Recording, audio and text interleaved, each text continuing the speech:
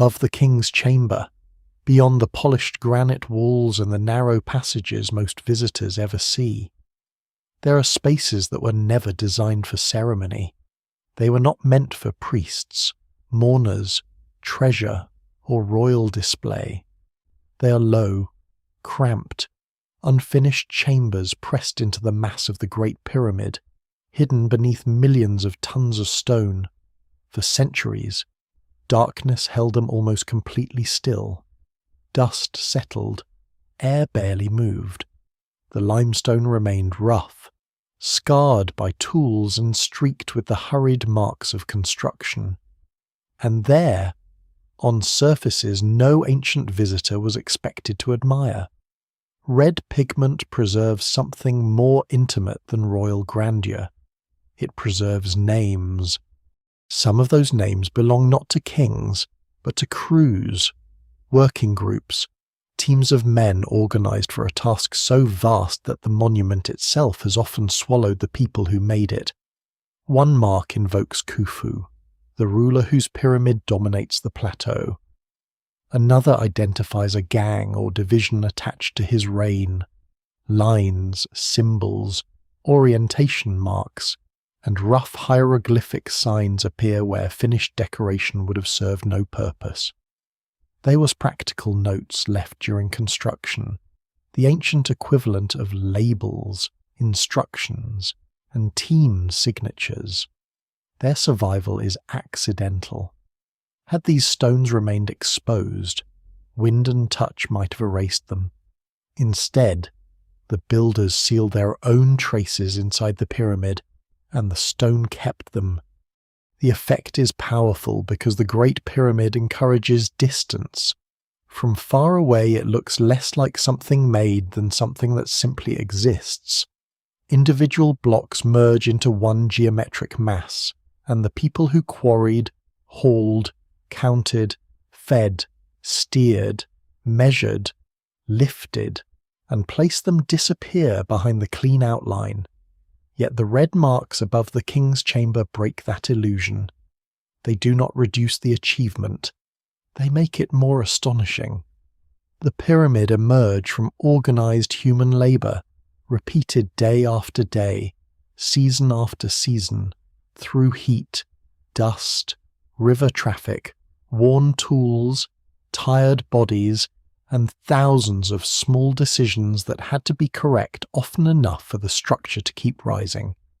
Before we go deeper, take a moment to like the video and subscribe, if this is the kind of history and mystery you enjoy. Because the mystery here is not that no one knows who built the Great Pyramid. The deeper mystery is how much the builders left behind, and why their evidence remained scattered for so long across sealed chambers, abandoned settlements, desert harbours, fragments of papyrus, broken pottery, clay ceilings, and marks that look almost casual until they're placed beside one another. Inside those hidden chambers, the writing is not arranged like a royal inscription. There is no carefully balanced scene showing the king before the gods. No formal declaration announces the completion of the pyramid. The marks follow the logic of a work site. Some disappear behind masonry. Some run across rough surfaces. Some are partly obscured because stones were moved or turned after they were painted. This matters. Writing intended as public propaganda normally faces an audience. These marks often face stone, darkness, or sealed voids. Their placement suggests that they belonged to the process of building, not to a later attempt to decorate the finished monument. The pigment is commonly described as red ochre, a mineral-based colour widely used in ancient Egypt for writing and marking. Here it appears quick, functional, and sometimes uneven. A crew moving blocks did not need elegance. It needed recognition. A quarry mark could identify where a stone belonged. An orientation note could help place it correctly. A crew name could connect the block to the group responsible for moving or positioning it. Scholars still debate the meaning of some individual signs, and the evidence remains incomplete, but the broader pattern is difficult to mistake. The pyramid was managed through systems of labeling, grouping, and accountability. This is the first human doorway into the monument. Not the descending passage cut into the bedrock, not the grand gallery climbing through the core, but the realization that the pyramid once functioned as a workplace. Its surfaces were touched by people who did not know they were becoming anonymous. They knew one another by name, rank, crew, duty, and place within a chain of command. They belonged to teams whose identities were strong enough to be written onto stone. Some crew names praised the king. Others appear to have used bold language that feels unexpectedly alive. Even when translated cautiously, they suggest pride, competition, and collective belonging. A workforce capable of raising the pyramid was not simply gathered. It was organized into units whose members understood what part of the project was theirs. The Great Pyramid gives almost nothing away on the outside. Its original casing stones, now mostly gone, once formed a bright, smooth surface that concealed the rough core. The finished monument presented perfection. The work site that created it was hidden. Ramps disappeared, temporary roads changed, harbours silted, administrative papers decayed, wooden tools vanished, rope fibres broke down, mud brick walls collapsed into low mounds. The completed pyramid erased many of the steps that made it possible, leaving later generations to stare at the result without seeing the system. That erasure helped create the idea of impossibility. When evidence of process vanishes, the product appears miraculous. The surviving red marks resist that transformation. They pull the monument back into time. A block was once loose in a quarry. A team was assigned to it. Someone painted a sign. Ropes tightened, sledges moved, boats crossed water. The stone reached Giza. It rose through a construction landscape that no longer exists. Finally, it entered a position above the chamber prepared for the king. Once the masonry closed, the writing lost its practical use. It remained only because no one needed to remove it. There is something almost private about these traces. Royal monuments are built to control memory, but work marks often survive outside that control. They preserve not the official image of labour, but labour itself. A hand dipped a brush into pigment. A scribe or foreman formed signs quickly on rough limestone. The writer may have been standing in a chamber lit by oil lamps, surrounded by dust and the scrape of tools. There was no reason to imagine that people thousands of years later would study every stroke. Yet those strokes now connect the monument to Khufu's reign, to named labour groups, and to an administrative world that archaeology has only gradually reconstructed. They also warn against a simple story. The crews behind the pyramid were not one undifferentiated mass. Some quarried stone, some shaped it, some hauled it, some sailed, some kept accounts, others baked bread, brewed beer, repaired tools, managed storage, issued supplies, supervised shifts, or recorded deliveries. The names in the chambers are only the most dramatic survivors of a much larger human network. What survives in the record suggests that the pyramid was not merely engineered in stone, it was engineered in people. Its true machinery included schedules, food, transport, hierarchy, writing, trust, discipline, and the ability to coordinate labour across a changing river landscape. The stones preserve the final form, but the red marks preserve a brief glimpse of the system moving. And so the story begins not with the mysterious people who vanished without trace, but with traces hidden in darkness, high above the royal chamber, where no audience was meant to stand. The Great Pyramid keeps the faint signatures of its making. The king occupies the centre of the monument, but around him, pressed into rough limestone and sealed behind stone, the workers remain. The red mark survived because the chambers above the king's chamber were sealed away from ordinary access, but their isolation did not last forever.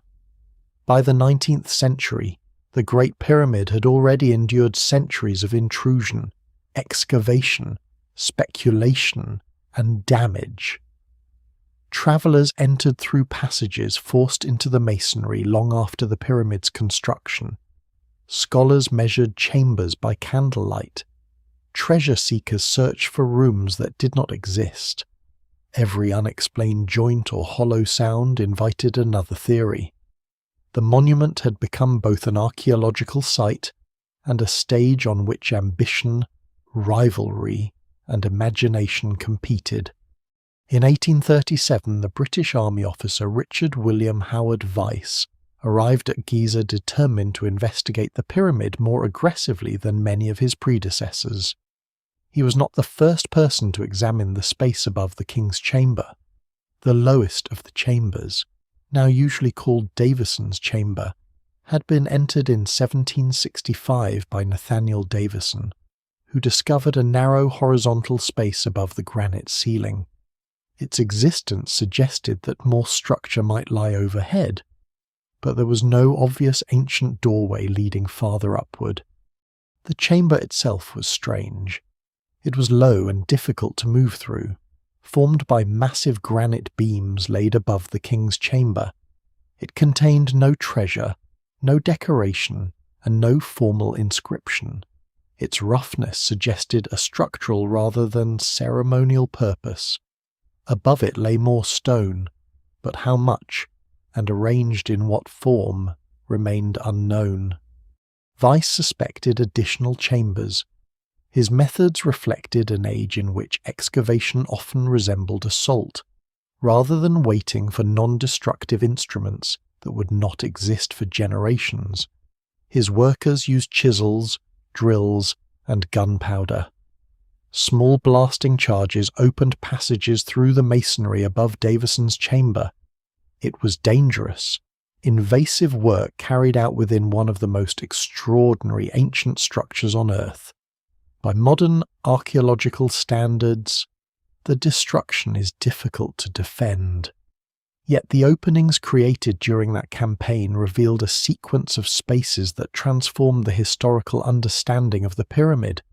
One after another, 4 additional chambers were entered above the first. They are now known by names honouring figures connected to Vyse and his circle: Wellington's Chamber, Nelson's Chamber, Lady Arbuthnot's Chamber, and Campbell's Chamber. Together with Davison's Chamber, they form a stacked system above the king's chamber. The uppermost space ends beneath a pitched roof of enormous limestone blocks, which helps redirect weight away from the chamber below. The traditional term relieving chambers implies that their purpose was to relieve pressure. Although engineers and archaeologists continue to refine exactly how the system distributes the forces passing through the pyramid, the spaces are not rooms in the ordinary sense. They are construction voids, low and uneven, crossed by massive beams. Moving through them requires crawling or crouching. Their surfaces were never polished because no royal visitor was expected to see them. In this hidden structural zone, Vyse's team encountered the red-painted marks that would become among the most important inscriptions in the Great Pyramid. The writing appeared on limestone blocks and other rough surfaces, sometimes in positions that made sense only during construction. There were lines, signs, measurements, orientation marks, royal names, and references to organised work groups. Most consequentially, several inscriptions included forms of Khufu's name. Before these discoveries, the pyramid had long been associated with Khufu through ancient historical tradition, including accounts written many centuries after his reign. The chamber inscriptions provided evidence from within the monument itself, apparently left by the workers who handled the masonry. This was not a grand dedication announcing that Khufu had ordered the pyramid. It was more practical and, in some ways, more persuasive. The king's name appeared as part of the language of construction and crew identity. A royal cartouche could function within a team name, linking a gang of workers to the ruler they served. Such markings belonged to the internal life of the project. They were not carved into the public entrance. They were not placed where pilgrims could read them. Some became partly hidden when blocks were positioned against one another. The pyramid preserved them because the building process sealed them away. Weiss understood that the inscriptions were significant. Though 19th century knowledge of early Egyptian writing was still developing, hieroglyphs had only recently begun to be deciphered systematically after the work associated with the Rosetta Stone. Scholars were learning how royal names were written and how signs changed across different periods. Copies of the newly found marks were sent to specialists, and the connection to Khufu strengthened. The discovery also changed the emotional character of the pyramid. Until then, the known interior seemed almost unnaturally silent. The descending and ascending passages contained no carved procession of gods, no painted funerary scenes, and no long royal biography. The king's chamber itself was stark, with smooth granite walls and an empty stone sarcophagus. Compared with later Egyptian tombs, the Great Pyramid appeared stripped of language. But the language had been there all along, not in the finished spaces, but behind them. It survived in the hidden architecture, where work crews had written for one another rather than for eternity. The contrast is revealing. The formal monument suppresses the noise of construction. The chambers above it preserve flashes of that noise: labels, names, directions, and marks made before the building became a tomb-shaped symbol of royal permanence. Weiss's campaign belongs to a complicated period in archaeology. European investigators often treated Egyptian sites as places to penetrate, collect, and claim. Explosives opened access but destroyed context. Inscriptions were copied under poor lighting and uncomfortable conditions. Records could be incomplete, and objects moved rapidly into private collections or foreign institutions. The work produced discoveries while also causing damage that cannot be reversed. That tension has never entirely left the story. Weiss became central not only because he found the chambers, but because later critics accused him of fabricating some of the inscriptions to secure fame. Those claims have become popular in fringe accounts of the pyramid, especially among writers who reject Khufu's connection to the monument. Yet the physical arrangement of the marks, their appearance in inaccessible positions, their relation to other Old Kingdom crew markings, and the broader archaeological record all weigh heavily against the forgery theory. The details deserve careful examination, but no responsible history should pretend that suspicion alone overturns the evidence. What Weiss brought to light was larger than a royal name. The chambers show that the Great Pyramid contained a hidden archive of construction. Its walls recorded people at work inside a project still in progress. The inscription suggested teams moving through the monument before access narrowed, before the masonry closed, and before the polished exterior transformed the work site into a perfect geometric form. The use of crew names also hinted at an organizational structure not yet fully understood in Weiss's time. These were not random laborers scratching personal messages. The marks pointed toward gangs, divisions, and formal units whose identities were tied to the royal project.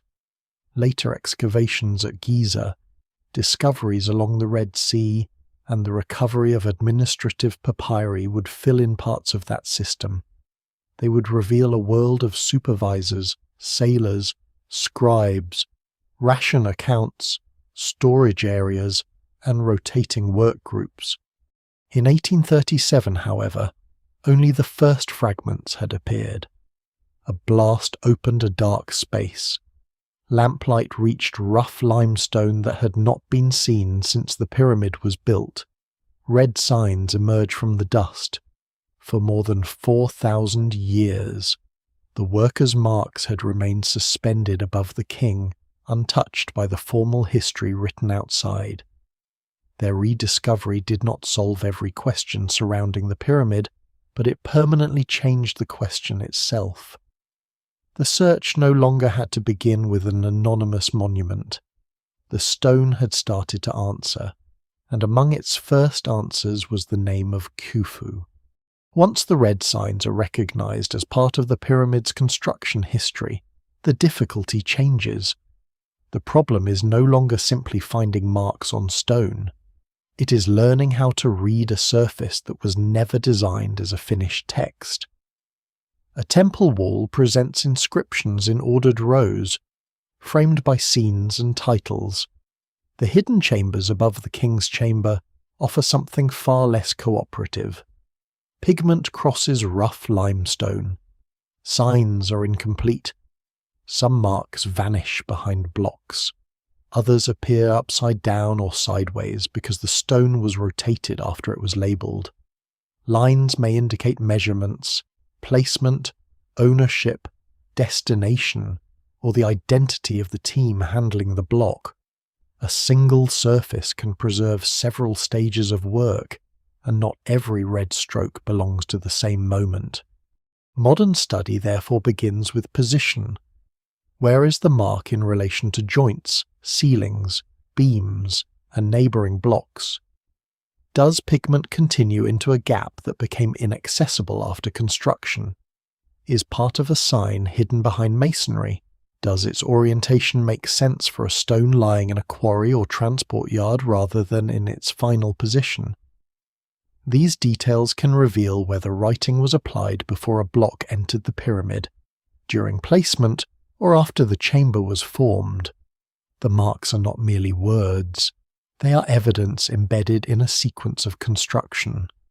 Some signs appear to function as quarry marks or assembly notes. A block cut from limestone could receive a label identifying a crew, location, orientation, or delivery group. Long red lines may have helped masons align stone or indicate where material should be trimmed. Short symbols may have acted as practical identifiers understood by workers who did not require a formal sentence. The exact interpretation of many marks remains uncertain because no ancient instruction manual survives to explain them. Yet similar practices appear across Egyptian building sites, where stones carry painted or incised notations connected to transport and installation. Other inscriptions clearly contain recognizable hieroglyphic elements. The most famous include royal names associated with Khufu and names of labor gangs formed around the king's identity. These crew names are particularly valuable because they link writing, administration, and social organization. A gang name was not simply a declaration of loyalty. It may have identified a unit responsible for a particular task, block group, or part of the building, in a project involving thousands of deliveries, workers, tools, and rations. Named teams offered a way to assign responsibility and track performance. The writing itself can vary in quality. Some signs are confident and recognizable, others are hurried, abbreviated, or partially preserved. This does not make them suspicious. Construction writing is not expected to resemble the work of a palace calligrapher. A scribe or literate supervisor marking rough stone in dim light had different priorities. Speed and function mattered more than beauty. The brush could skip over an uneven surface. Pigment could thin. A sign could be compressed to fit between cracks or beams. What appears careless beside a formal inscription may be entirely appropriate for a work site. Recent architectural recording inside the Great Pyramid has reinforced the importance of treating the chambers as a complete construction environment rather than as isolated curiosities. Detailed surveys examine the masonry, the placement of inscriptions, the relation between pigment and stone joints, and the way the chambers were assembled above the king's chamber. High-resolution photography and improved documentation allow researchers to compare marks that earlier visitors copied by eye under difficult conditions. These methods do not eliminate disagreement, but they reduce dependence on 19th century sketches and make it easier to distinguish ancient paint from later damage. Stains, scratches, and modern writing. Later graffiti is part of the problem because the pyramid has never been a perfectly sealed archaeological laboratory. Explorers, workers, guards, travellers, and investigators entered many of its spaces over time. Names and dates were scratched or written onto accessible surfaces. Smoke from lamps darkened stone. Dust, salt, moisture, and human contact changed the appearance of pigment. Modern conservation teams must separate ancient red ochre from later markings without damaging either the surface or the evidence beneath it. Non-destructive imaging, pigment analysis, close photography, and careful mapping are increasingly important because every attempt to clean or sample a mark can alter the very object being studied. The most persistent challenge, however, comes from the claim that Weiss or members of his team forged the inscriptions in 1837. The accusation has gained attention because it offers a dramatic reversal. The very writing used to connect Khufu to the pyramid becomes evidence of deception. In fringe versions of the story, Weiss is presented as an ambitious excavator who needed a spectacular discovery and therefore painted Khufu's name onto the stone himself. The theory survives partly because Weiss did use explosives, because 19th century excavation was often poorly controlled, and because some of his records contain uncertainties and inconsistencies. Suspicion is not irrational simply because an early excavator behaved by standards that would be unacceptable today. But suspicion must still account for physical evidence. It must explain not merely why someone might forge an inscription, but how the marks came to occupy their actual positions, why they resemble Old Kingdom construction graffiti found elsewhere, and why some extend into spaces difficult or impossible to reach after the masonry was assembled. Several marks are partly hidden by neighbouring stones or continue behind structural elements. To forge them convincingly after discovery, a person would have needed access to surfaces already blocked by heavy masonry. Some inscriptions use forms and spellings consistent with early Egyptian writing that were not fully understood by European scholars in Weiss's time. The crew name formulas also fit a broader pattern, later identified at other royal building sites. None of these points alone ends every debate, but together they make the forgery claim extremely difficult to sustain. The cartouche forms associated with Khufu are especially important. Early royal names could appear in variants, including names or titles less familiar to 19th century readers.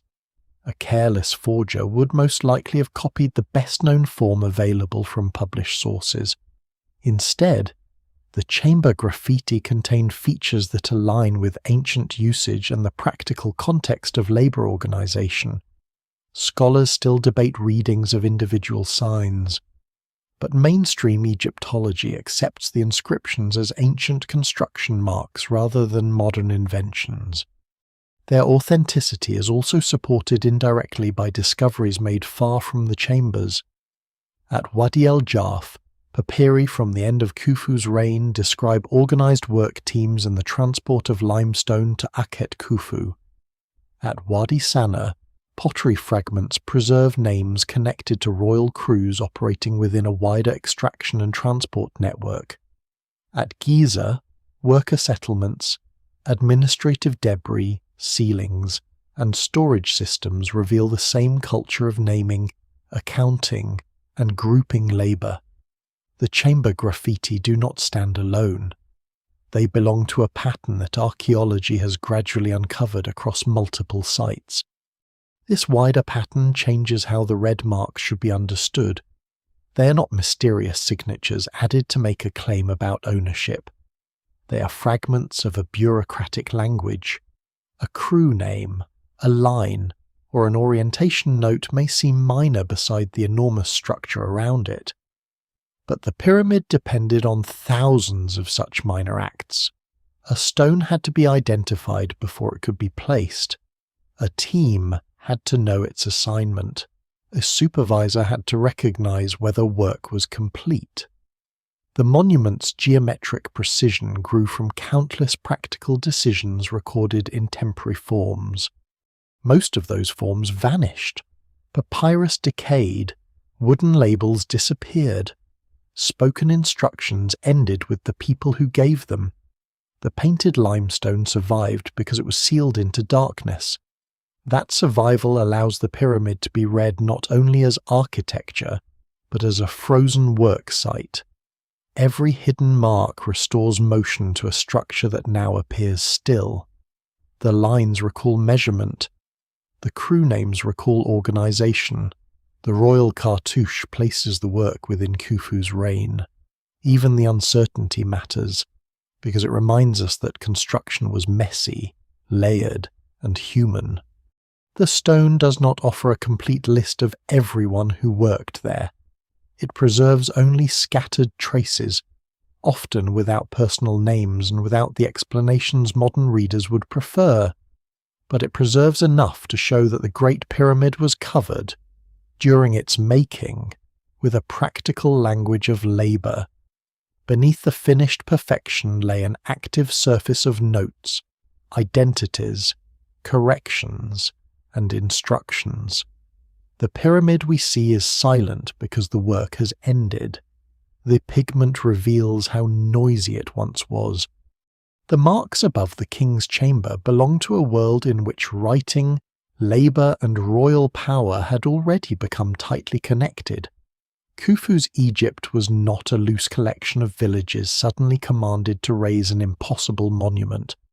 It was a kingdom with generations of experience in taxation, irrigation, quarrying, transport, stone construction, and the management of large workforces.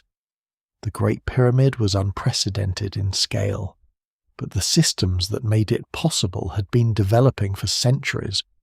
Khufu ruled during the 4th dynasty in the middle of the 3rd millennium BCE, when the Egyptian state had become one of the most centralized political systems in the ancient world. Its authority followed the Nile, a long green corridor bordered by desert. Settlements, fields, temples, estates, workshops, quarries, and ports were linked by water. The river was not simply part of the landscape, it was the country's main road, food source, calendar, and economic spine. Almost everything the pyramid required could move through this system: grain, cattle, rope, wood, copper, stone, tools, workers, and information. The annual inundation shaped the rhythm of life. Floodwater spread across the valley, depositing fertile silt and temporarily changing which fields could be worked. During parts of this cycle, agricultural labour demands shifted. This has often led to the idea that farmers built pyramids only when the flood left them idle. The reality was probably more complicated. Flood levels varied, local duties differed, and construction required permanent specialists as well as rotating labour. Yet the agricultural calendar gave the state an opportunity to mobilise people seasonally, without removing every worker from food production at the same time. Grain made this mobilisation possible. Egypt's fields produced the staples that fed households and sustained royal projects. Taxes were generally collected not as coins, which did not exist in the modern sense, but as produce, livestock, goods, and labour obligations. Grain could be stored, measured, transferred, and issued as rations. Bread and beer were not casual additions to the workforce's diet. They were central parts of the economic system. A crew receiving grain, bread, beer, fish, or other supplies was participating in a state-controlled network of collection and redistribution.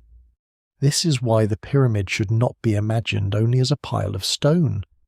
It was also a concentration of food. Every day of work consumed supplies gathered from fields and estates far beyond Giza. Bakers needed grain and fuel. Brewers needed grain, water, and vessels. Herds had to be raised, moved, and slaughtered. Fish had to be caught, dried, transported, and counted. Linen, baskets, timber, a rope, and copper tools had to arrive in usable condition. Broken equipment had to be repaired. Empty containers had to be replaced. A delay in food or materials could slow the movement of stone just as effectively as a broken sledge. Royal authority coordinated this world through officials, scribes, local administrators, estate managers, and overseers. The king did not personally direct every shipment, nor was Egypt governed by one perfectly efficient office. No ancient administration worked without confusion, delay, negotiation, and waste. But the state had developed methods for turning regional production into royal resources. Officials recorded goods, supervised storage, organized expeditions, and assigned teams to specific tasks. Seals and sealings controlled access to containers, rooms, documents, and deliveries. Writing allowed instructions and accounts to travel farther than spoken orders alone. The Great Pyramid rose near Memphis, the political and administrative center of the kingdom. This location mattered. Giza stood close to the heart of royal power and close to waterways connecting Upper and Lower Egypt. Limestone from nearby quarries formed much of the pyramid's core. Finer white limestone came from quarries across the Nile at Tura. Granite for internal chambers and structural elements travelled from Aswan, hundreds of kilometres to the south. Timber, probably imported in part from the eastern Mediterranean, was necessary for boats, sledges, levers, scaffolding, and construction equipment. Copper came through mining and trade networks extending into Sinai and beyond. The distances appear intimidating when viewed on a modern map, but the Nile reduced them. A heavy cargo that would be exhausting to drag overland could be loaded onto a boat and carried by current, wind, towing, or controlled navigation. The river's seasonal rise also opened channels and basins that could bring vessels closer to the pyramid plateau than the present landscape suggests. Research into vanished Nile branches has reinforced this possibility. The Giza of Khufu's time was not surrounded by the same dry terrain seen today. Waterways, harbours, flood basins, and canals may have extended into areas now buried beneath fields, roads, and urban development. One of the most important changes in modern understanding is the recovery of this watery landscape. Popular images often show labourers dragging stones across endless desert from distant quarries.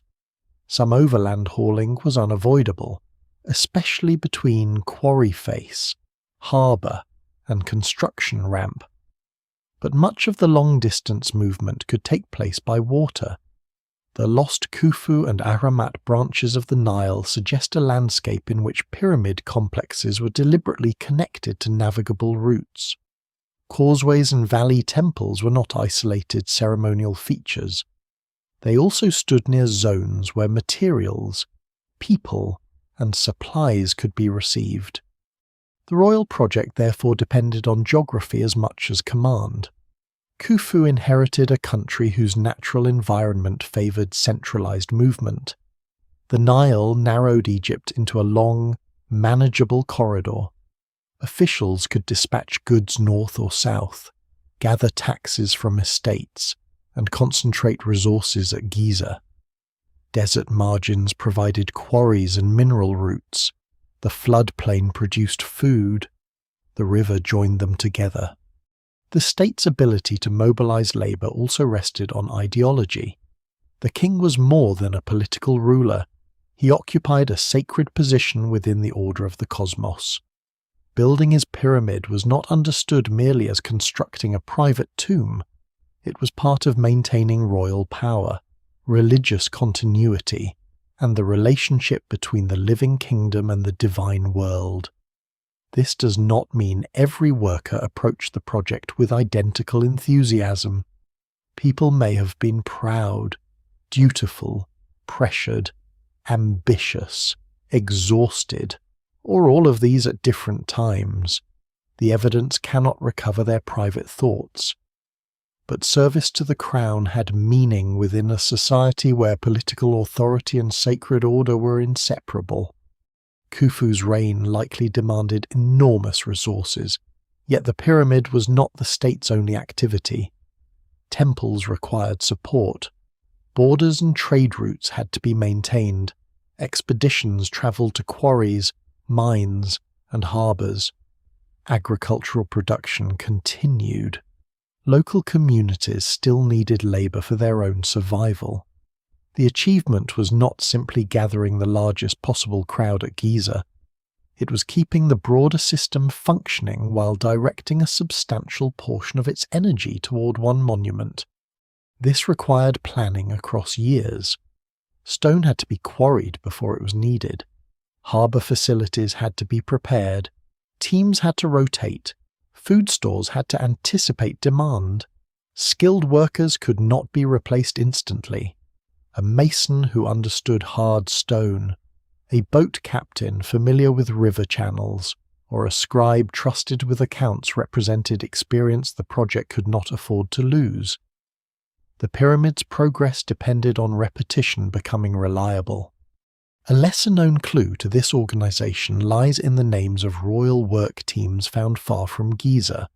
Similar crew structures appear at desert sites and along routes connected to quarrying and Red Sea expeditions.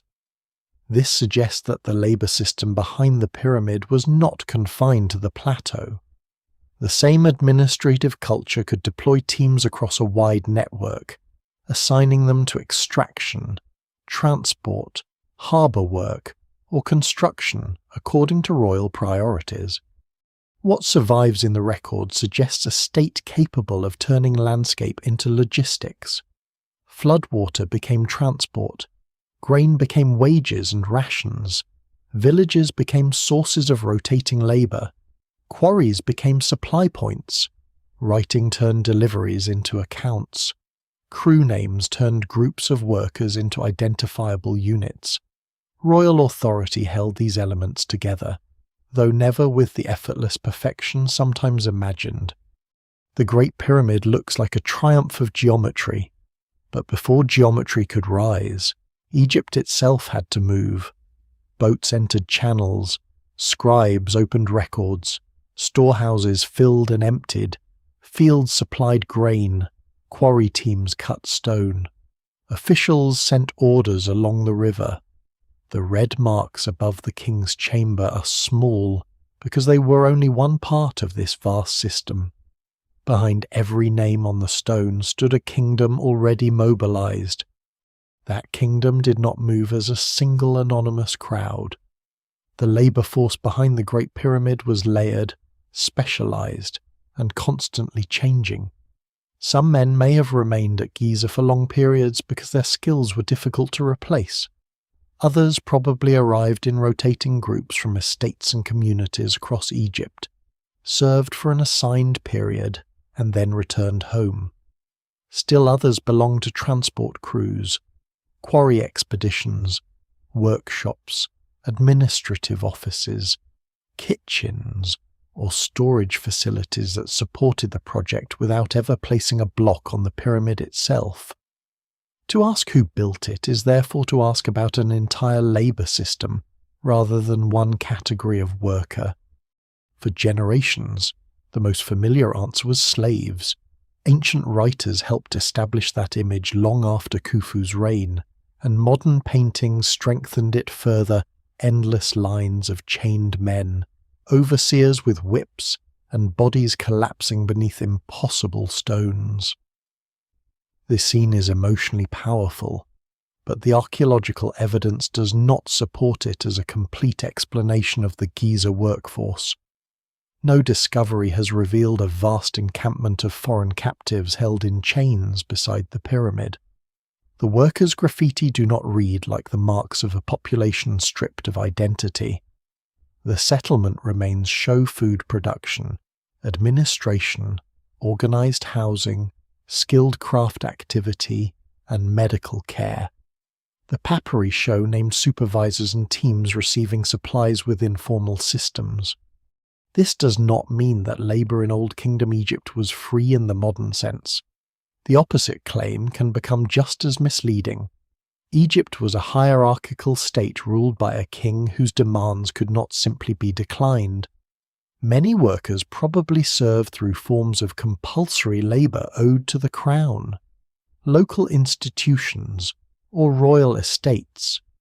Communities may have been required to provide people, grain, livestock, or other resources. Individuals could be assigned to royal projects through obligations embedded in the social and economic order. The absence of a slave army does not turn Giza into a voluntary construction cooperative. The more accurate picture lies between those extremes. Some workers were likely conscripted for limited periods. Some were skilled employees or dependents of royal institutions. Some may have sought the food, status, protection, or opportunity associated with service on a prestigious project. Some may have inherited occupations connected to quarrying, transport, masonry, or administration. Egypt also knew forms of servitude and captivity, and it would be unwise to claim that no unfree person ever participated. The evidence remains incomplete. What can be rejected is the simple image of the entire pyramid being raised by a permanently enslaved foreign population under constant physical coercion. The project required too much expertise of that model to work well. A block of limestone did not move from quarry to pyramid through strength alone. Quarrymen had to identify usable stone and cut channels around it. Toolmakers repaired copper implements and prepared harder stone pounders. Rope makers produced lines capable of repeated heavy loads. Carpenters shaped sledges, rollers where useful, levers, boats, and temporary structures. Surveyors maintained levels and alignments. Masons dressed blocks and adjusted joints. Sailors navigated channels whose depth and current changed with the season. Scribes recorded deliveries, rations, assignments, and absences. Overseers coordinated teams whose work had to converge at the right place and time. Permanent specialists likely formed the project's stable core. They carried knowledge from one construction stage to another and trained less experienced laborers arriving in rotation. Around them, larger seasonal groups could provide hauling power, quarry support, earth moving, ramp maintenance, unloading, and other tasks that demanded coordination more than rare technical skill. This combination allowed the workforce to expand and contract according to the river cycle, supply conditions, and the changing height of the pyramid. The scale of the labor force remains debated. Older estimates sometimes imagine tens of thousands or even more than 100,000 people working simultaneously. Modern reconstructions often propose smaller numbers, though they vary according to assumptions about construction time, block rate, transport methods, ramp design, and the division between direct and supporting labor. No single calculation fully accounts for every phase. The workforce needed to build the lower courses, where many blocks could be placed across a wide area, was not identical to the workforce needed near the summit, where the available working space narrowed dramatically. The settlement at Heit el-Ghurab helps move the debate away from abstract numbers. Its remains reveal a community built around labour and administration. There were large galleries, workshops, bakeries, storage areas, kitchens, animal processing zones, courtyards, and residences associated with officials.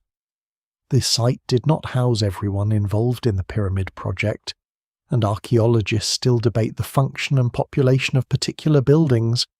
Some rotating crews may have stayed in temporary camps elsewhere. Local workers may have lived in nearby villages. Boat crews could spend significant time along the river, yet Heit el-Ghurab proves that a substantial support centre existed close to the royal monuments. Food remains are especially revealing.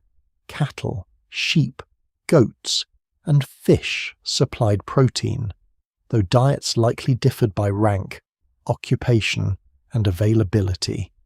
Grain supported bread and beer production on a large scale. The presence of valuable animal food suggests that at least portions of the workforce received substantial rations. This was practical as well as political. Heavy labour required calories.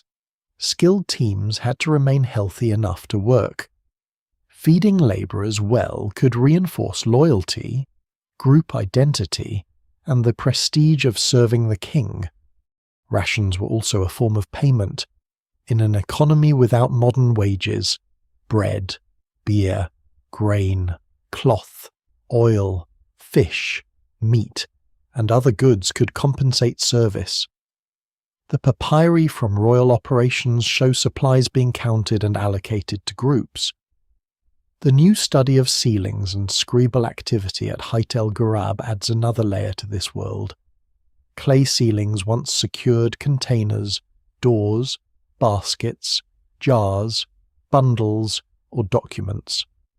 When broken, they became administrative debris, but their impressions could preserve titles, institutional names, and traces of the officials who controlled access. Behind every ration issued to a crew stood someone responsible for recording, sealing, opening, verifying, and accounting. The bodies buried near Giza also resist the slave army stereotype. Some individuals show the strain of hard labour, including skeletal wear and injuries. At least some injuries healed, indicating that workers survived long enough to recover and may have received care. Their proximity to the royal complex has been interpreted as evidence that their service carried recognised status. These burials do not represent the entire workforce, and they should not be romanticised. A healed fracture does not reveal whether a person served willingly, under obligation, or through a mixture of both. But it does show that labourers were not necessarily treated as disposable bodies without social value. Crew organisation gave that value a collective form. Workers belonged to named gangs, divisions, and files. A file was a rotating unit of service used in temples, expeditions, and royal work. Larger crews could be subdivided into smaller groups, making thousands of workers more manageable. Team identity encouraged coordination and perhaps competition. A crew responsible for a delivery or section could be praised, blamed, counted, and supplied as a unit. This is where the red graffiti becomes more than a curiosity. A name such as Friends of Khufu reflects a group identity built around royal service.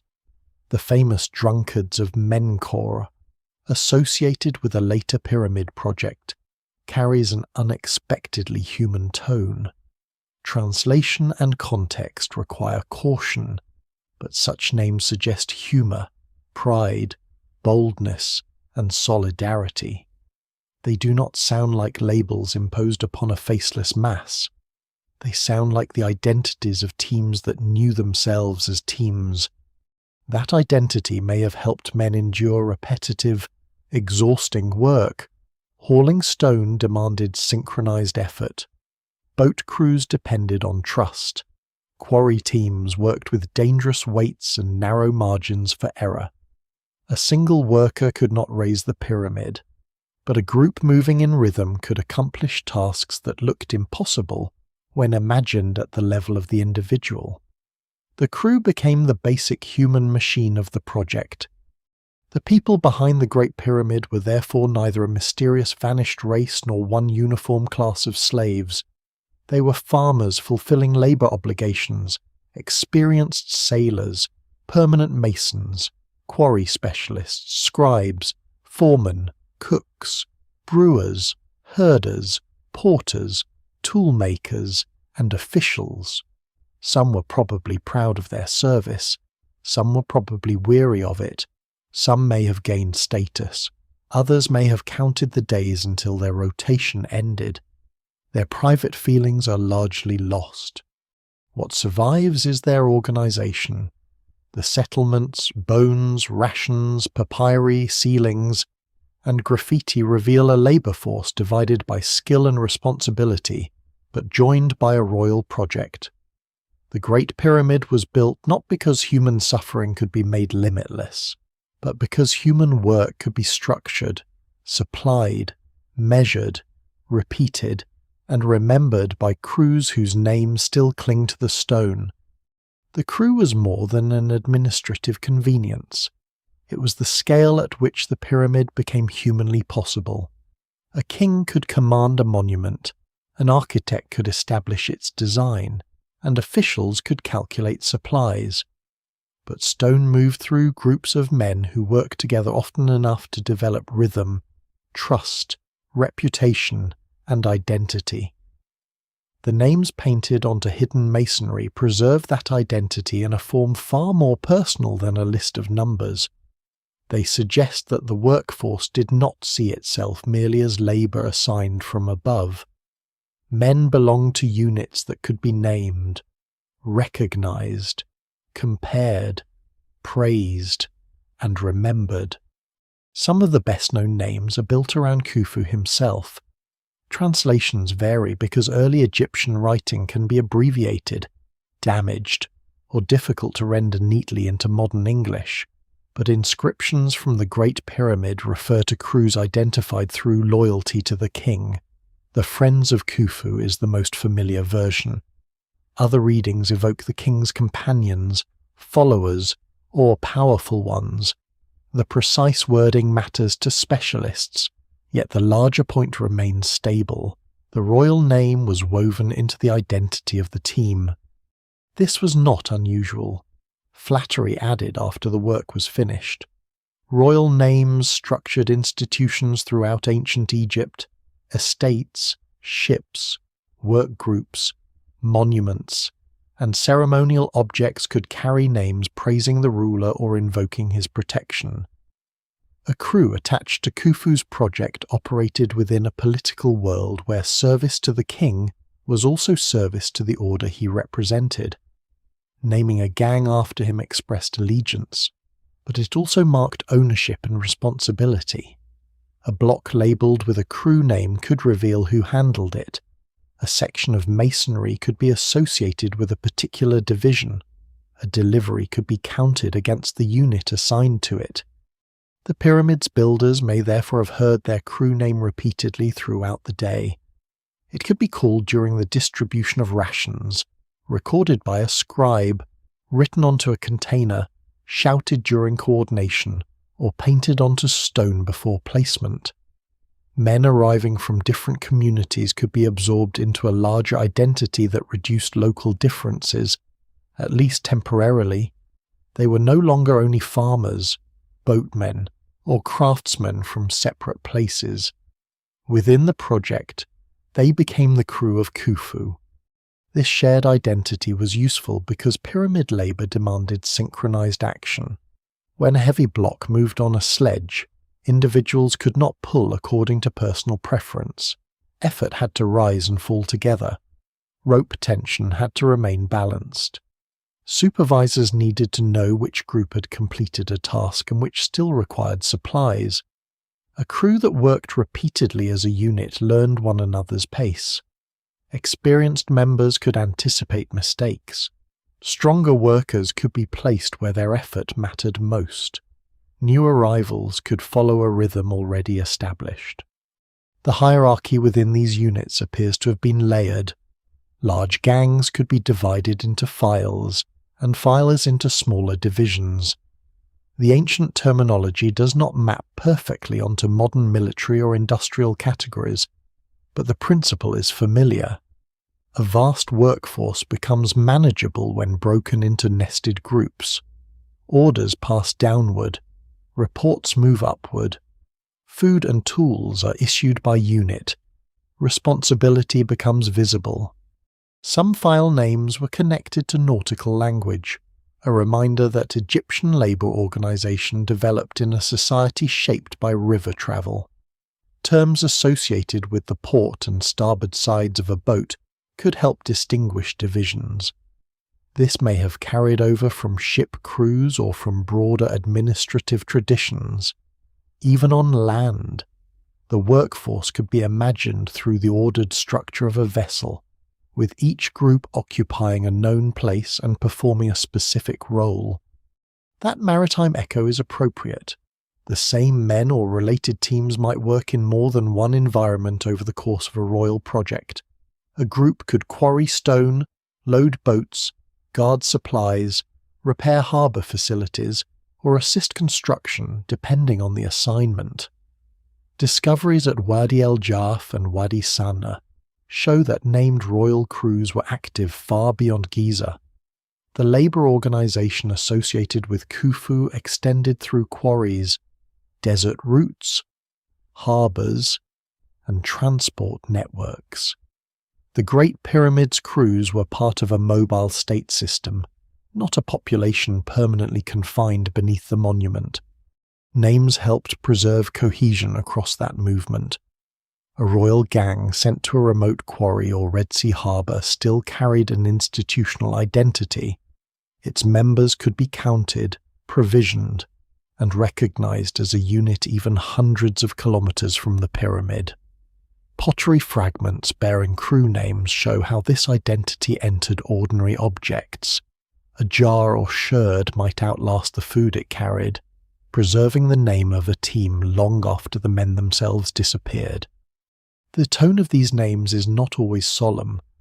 The most famous example comes from the pyramid complex of Menkaure, built after Khufu's monument. A crew name commonly translated as the drunkards of Menkaure has become popular because it sounds startlingly informal. Some translations prefer the drunken ones, and the ancient phrase may have carried associations that modern English cannot reproduce exactly. It should not be read as proof that the crew spent its days incapacitated by beer. Ancient team names could be celebratory, boastful, humorous, or metaphorical. The phrase may have expressed exuberance, fierce loyalty, or the lively character the gang claimed for itself. Even with that caution, the name is valuable. It cuts through the polished image of ancient Egypt. The men behind royal monuments were capable of humour. Their identities did not have to sound like official decrees. A crew name could be memorable because it was bold, amusing, or slightly irreverent while still honouring the king. That mixture of loyalty and personality is recognisable across time. Modern work teams, ships, military units, sports clubs, and expedition groups also develop nicknames that make sense most fully to their members. Rivalry may have reinforced these identities. If two gangs worked on opposite sides of a pyramid or were assigned comparable tasks, their progress could be measured against one another. A crew that moved stone quickly, kept accurate accounts, or completed a section well might earn additional recognition, or simply the satisfaction of outperforming another team. The evidence does not preserve a formal competition schedule, and scholars still debate how far such rivalry can be inferred. Yet named groups naturally invite comparison. Their marks on stone may have functioned partly as claims of responsibility and pride. That pride should not be confused with complete freedom. a man could identify strongly with his crew while still serving under obligation. Collective identity often flourishes in demanding institutions precisely because it helps people endure limited personal control. The work may have been exhausting. Rotations could be long. Heat, dust, injury, and separation from home were real. A crew name offered belonging within that pressure. It transformed an assigned body of labourers into a social unit. The royal element was equally important. By attaching Khufu's name to themselves, the workers participated in the monument's symbolic power. They could not expect individual statues or decorated tombs on the scale of high officials. Most personal names vanished, but the gang name placed them inside the king's eternal project. When painted onto blocks that entered the pyramid, it became part of the structure. The worker's identity was sealed within the king's afterlife monument, even though no one intended those marks to become famous. There is a quiet irony in this survival. Khufu's pyramid was built to magnify one ruler, yet some of its most revealing inscriptions preserve groups rather than the king alone. The crew names do not challenge royal authority, they depend upon it. Still, they widen the monument's memory. Khufu remains at the centre, but around him appear companions, followers, sailors, haulers, and divisions whose collective names reveal the machinery of service. No surviving inscription tells us what each worker felt when he heard his gang called. Some may have taken pride in belonging to an elite team. Others may have treated the name as ordinary workplace language. New members may have learned it on arrival, while experienced men had carried it across several expeditions. The evidence remains incomplete, but the names show that organization was not only imposed through lists and rations, it was also lived socially. The Great Pyramid was raised by crews that could recognize themselves. Their names bound them to the king, distinguished them from neighbouring teams, and marked their work in pigment. Long after the ropes decayed and the voices fell silent, that collective identity remained trapped above the royal chamber. The stone preserves no cheering crowd and no personal memoir, only a few red signs. Yet those signs are enough to show that behind the monument's perfect geometry stood groups of men who knew exactly which crew was theirs. A crew name painted inside the pyramid tells us that organized teams existed, but it does not tell us where they slept, where their bread came from, who repaired their tools, or how thousands of people remained fed and supplied close to the plateau. For that, the story descends from the sealed chambers into the ground south of the Sphinx, where walls of mud brick and stone began to emerge from beneath the sand. What appeared at first as fragments of an ordinary settlement gradually revealed something far more important, a purpose-built world connected to the labour behind the royal monuments. The site is now commonly known as Heit el-Ghurab, often translated as the Wall of the Crow, after the massive stone wall and gateway that still dominate part of the area. It lies close enough to the pyramid complex to have supported work at Giza, but far enough from the monuments to form a distinct zone of housing, production, storage, and administration.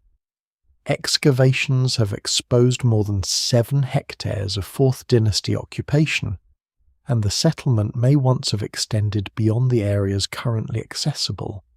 Modern roads, cemeteries, buildings, and later activity have erased or covered parts of the ancient landscape, so the city cannot be reconstructed in full. Even so, what survives is enough to replace the image of a temporary crowd camped randomly in the desert. This was an organized construction settlement. Long galleries stood beside courtyards, workshops, bakeries, storage spaces, kitchens, administrative buildings, and areas where animals were processed for food. Walls divided movement and controlled access. Some structures appear communal and repetitive, while others are larger and more elaborate, suggesting differences in status or function. The settlement did not grow without plan.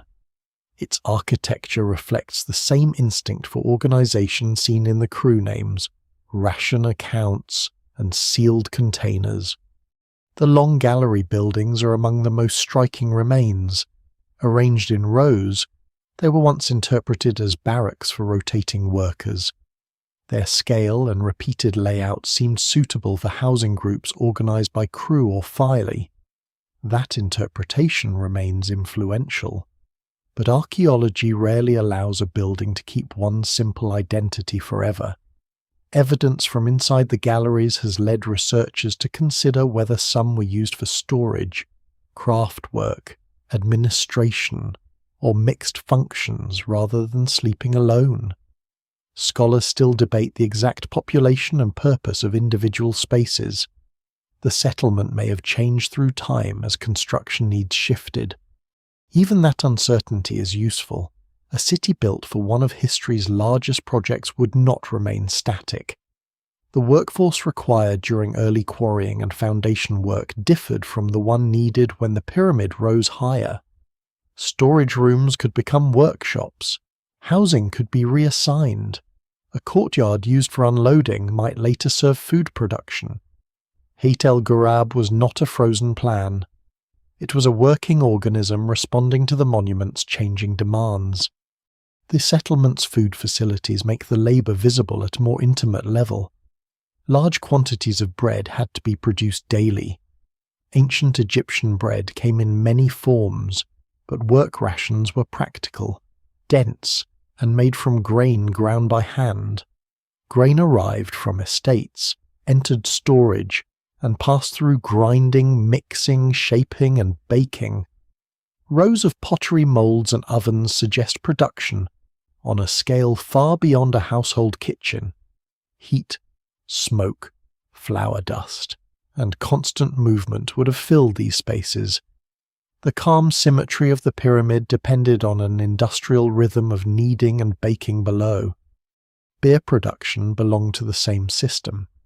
Egyptian beer was a staple food as much as a drink, providing calories and fluid in a form embedded in daily life. It was usually weaker and thicker than many modern beers, though strength and preparation varied. Grain had to be processed, fermented, transferred into vessels, sealed, stored, and issued.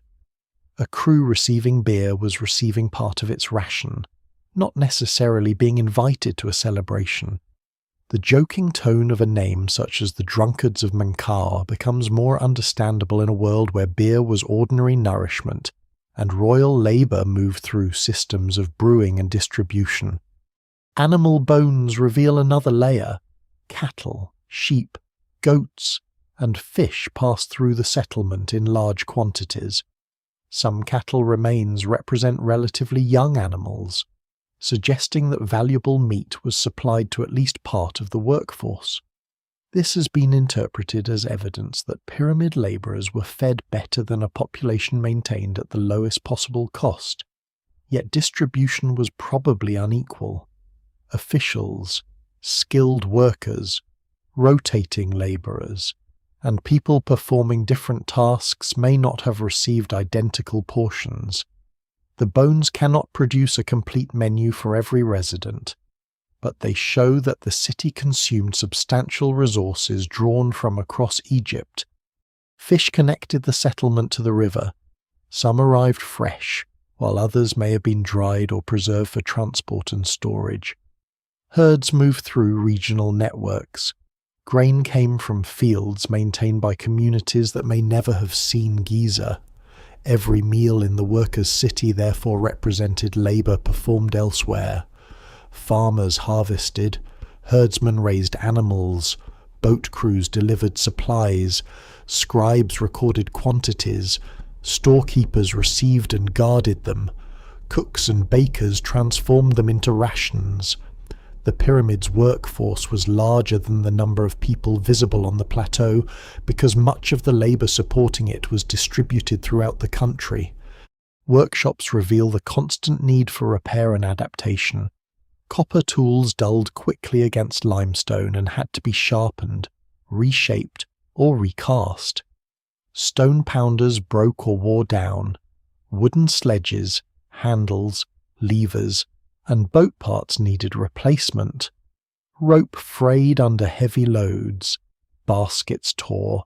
Pottery cracked. A monumental project consumed ordinary objects at a relentless rate. The survival of the pyramid can make its equipment seem equally durable. But most tools live short working lives and disappeared after repeated use. Craft specialists at Heit el-Ghurab may have maintained this flow. Stone, bone, copper, wood, textile, and pottery work all left traces. Industrial courtyards allowed messy, noisy, or hot activities to occur away from sleeping and administrative areas. The settlement's architecture separated functions enough to keep production moving. A broken tool did not need to travel far for repair. A damaged container could be replaced near the stores it served. Administrative buildings stood within this practical environment. Larger houses and controlled compounds suggest the presence of managers, scribes, and officials responsible for more than manual labor. Here the recently studied clay sealings become especially important. A sealing begins as a small piece of wet clay pressed over a knot, stopper, door fastening, bundle, jar, basket, box, or rolled document. A carved seal leaves an impression in its surface. Once the container or room is opened, the clay breaks and is often discarded. Thousands of these fragments may look insignificant beside pyramid blocks, but they preserve the movement of authority. Seal impressions can carry royal names, titles, institutional references, or administrative symbols. They show that supplies were not simply piled in open yards.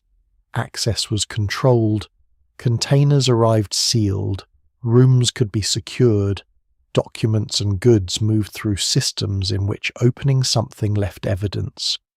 A broken sealing could prove that a delivery had been received or a store entered. The settlement therefore had a paper world even when the paper itself rarely survived. Papyrus records may have accompanied grain, cloth, tools, and work assignments.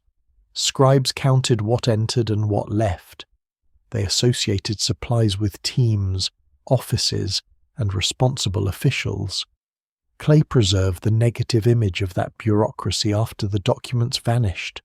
The people who wrote, sealed, checked, and archived were as necessary to the pyramid as the people pulling ropes. Daily life inside the settlement was probably crowded, disciplined, and uneven. Workers woke according to assigned schedules. Food production began early. Deliveries arrived from harbour zones. Animals were moved through controlled areas. Officials issued instructions and resolved shortages.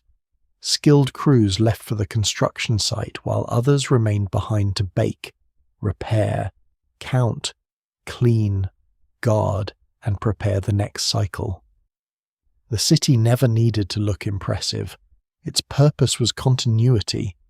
At night, the pyramid would have loomed nearby, lower than it is now but changing visibly over the years.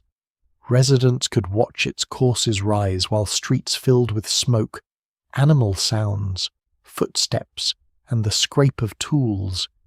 Some people may have lived there for much of their working lives. Others stayed only for a rotation. Local families and nearby communities probably interacted with the settlement, though the evidence does not reveal every boundary between official workforce housing and ordinary urban life. What survives in the record suggests that Heit el-Ghurab was neither a slave pen nor a comfortable planned town in the modern sense. It was a controlled labour settlement built to sustain a royal project. Its order served production. Its food kept crews working. Its walls directed movement. Its officials guarded resources. Its workshops repaired the material world that the monument consumed. The Great Pyramid could rise only because another structure existed beside it, lower, noisier, and far more temporary. That second structure was the workers' city. Its mud brick collapsed, its ovens cooled, its documents disappeared. Sand covered its courtyards, leaving the stone pyramid to dominate memory. Yet without those bakeries, stores, galleries, workshops, and scribal rooms, the perfect monument above them could never have taken shape. The city beside the pyramids kept the workforce alive, but survival on a project of this scale depended on more than filling storerooms. Food had to reach the right people in quantities matched to their work. Injuries had to be treated before they removed skilled hands from the project. Clothing, sandals, sleeping places, water, tools, and periods of rest all became parts of the construction system. The pyramid rose through stone, yet its most delicate machinery was biological. Human bodies had limits, and the state had to work within them. Bread formed the base of daily nourishment. Grain was dependable, measurable, and suitable for taxation, storage, and redistribution. It could be issued whole, ground into flour, baked into loaves, or processed for brewing at Heit el-Ghurab. Bread molds, ovens, grinding equipment, and production debris show that baking was not an occasional domestic task.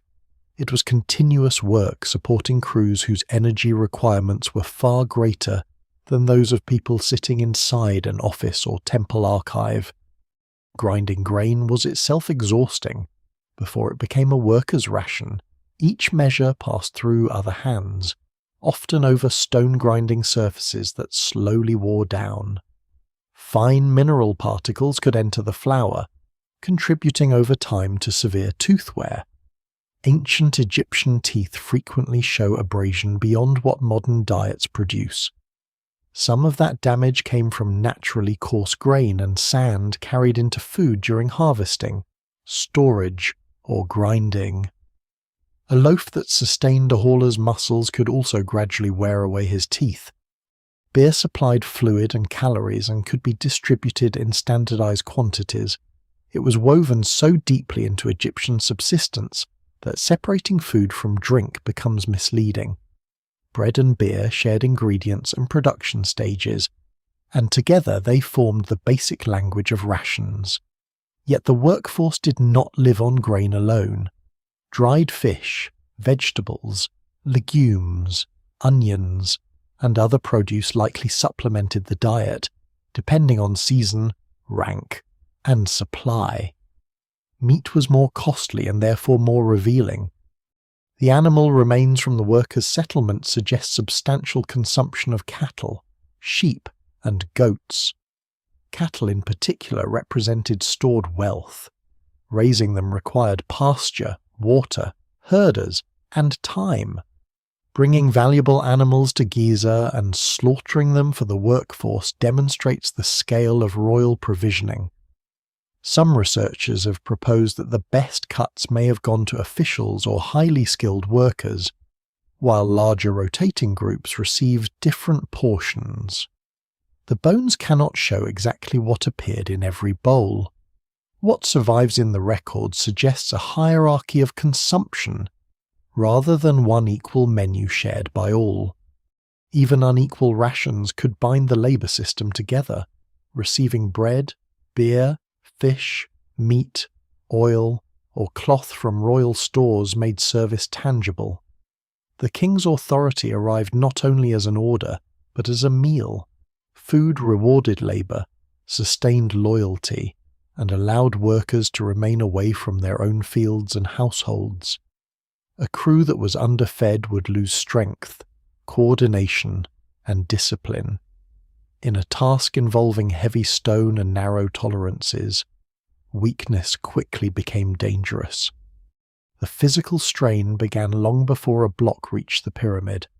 Quarrymen swung stone tools and copper implements repeatedly into channels around limestone.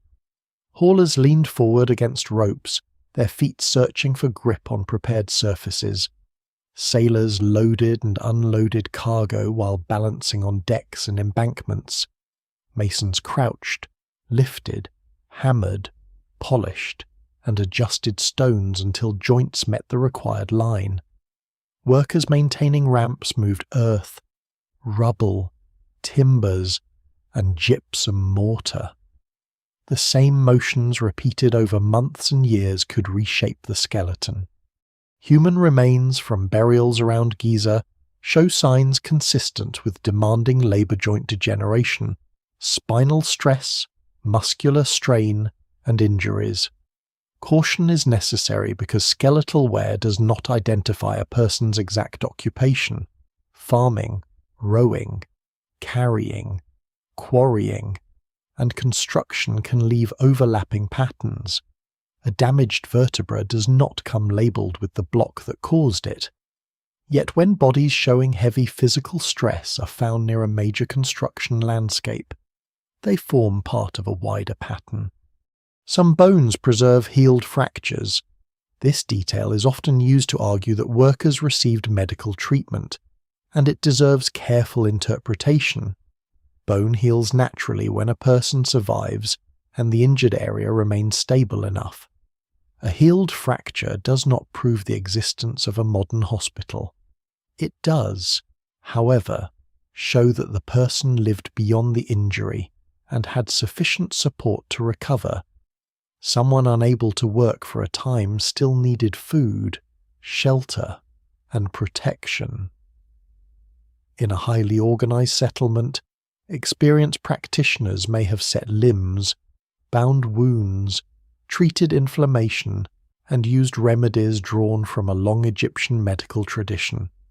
Egyptian healers work through a mixture of observation, inherited practice, and religious understanding. They could clean wounds, apply linen dressings, use plant or mineral preparations, and immobilize injuries. Some treatments were practical, others were symbolic, many combined both. The distinction between medicine and ritual was not drawn as sharply as it is today. For the pyramid workforce, what mattered was whether pain could be reduced, infection controlled, and function restored. Minor injuries must have been constant: hands split against rope, feet blistered, stone fragments cut skin, dust irritated eyes and lungs, heat caused exhaustion and dehydration, copper edges slipped, heavy loads crushed fingers and toes. Most such injuries leave little archaeological trace. Soft tissue disappears, and ancient administrative records rarely preserve the daily discomforts of ordinary workers. The absence of evidence should not turn the work into a clean procession of perfectly healthy men. Protection was simple. Workers likely wore linen garments suited to heat, often short kilts or wraps that allowed movement. Clothing varied with task and status.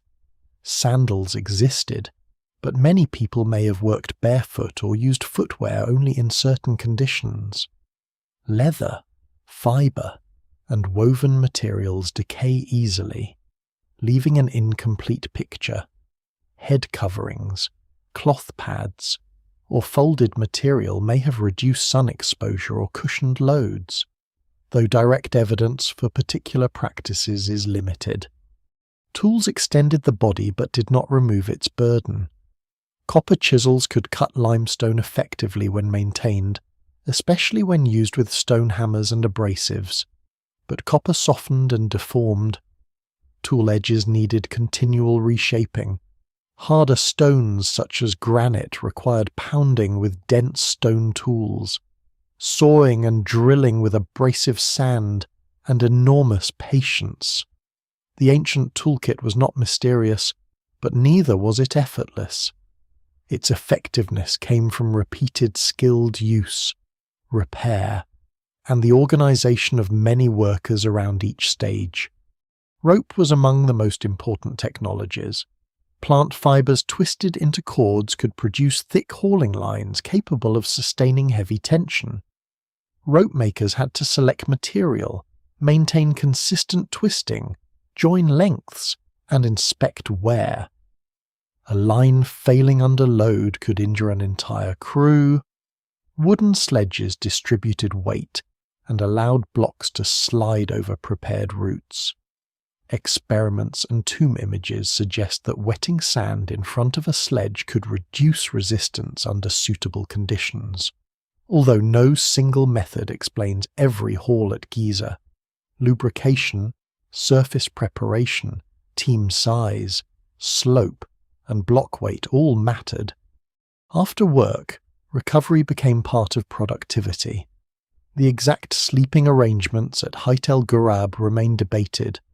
Long galleries may have housed groups of workers, but some could also have served storage or craft functions. Men may have slept on mats, low platforms, folded textiles, or simple bedding that has not survived. Rotating crews might have occupied communal spaces, while permanent specialists and officials lived in different quarters. The settlement's design suggests separation by rank and function, not one vast hall where everyone rested together. Sleep would not always have been quiet. Industrial activity, animals, baking, guards, arriving deliveries, and changing shifts filled the settlement. Summer heat could linger inside enclosed spaces. Insects gathered near water and food. Dust entered clothing and bedding. A worker rising before dawn may have carried soreness from the previous day before the first ration was issued. Yet routine gave structure to discomfort. Meals arrived, teams assembled, tools were checked, supervisors counted men, injured workers were reassigned or allowed time to heal when the system could support them. Clothing was mended, ropes were replaced. Bodies adapted to repeated strain. The project did not defeat human limits. It managed them imperfectly, day after day. This daily care is easy to overlook because it left no towering monument of its own. A loaf was eaten, a bandage was discarded, a worn sandal disappeared, a sleeping mat decayed. But without these temporary things, the permanent structure could not exist. The Great Pyramid survives because countless human bodies were fed, rested, repaired, and returned to work often enough for the next block to rise. The life of the crews becomes clearest when the stone begins to move. Every block in the Great Pyramid passed through a chain of decisions before it reached its final position. It had to be selected from the right bed of rock, separated without shattering, shaped enough for transport, marked, assigned, hauled, loaded, carried, unloaded, raised, adjusted, and finally locked into a growing structure whose geometry allowed little room for cumulative error. The monument was not built at one place alone. It was assembled across a landscape of quarries, river channels, harbours, roads, ramps, workshops, and storage yards. Much of the pyramid's core limestone came from the Giza plateau itself. Quarrying close to the monument reduced the distance over which the heaviest volume of stone has to travel. The quarry scars remain part of the plateau, though later activity and erosion have altered them. Workers cut into natural limestone beds, following layers that offered suitable thickness and strength. Channels were opened around blocks using stone hammers, copper tools, wooden implements, and patient abrasion. The quarry face did not release stones in perfect modern rectangles.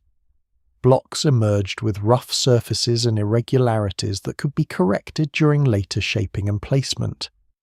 The work demanded judgment. A fracture hidden inside the limestone could make a block useless after hours of labour. Stone that was too soft might crumble. Stone that was too irregular could require excessive trimming. Experienced quarrymen learned to read colour, grain, bedding, and sound. They knew where natural seams could help separation, and where a blow might travel unpredictably through the rock.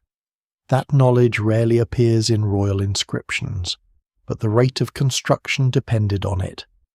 Once detached, a block had to leave the quarry. Workers used levers to shift it onto a wooden sledge or prepared support. Ropes were secured around both load and frame. Teams gathered along the hauling line while supervisors coordinated the pull. The surface ahead could be cleared, compacted, covered with timbers in selected areas, or moistened to reduce friction. The familiar image of water being poured before a sledge appears in later Egyptian art and has been supported by physical experiments under particular sand conditions.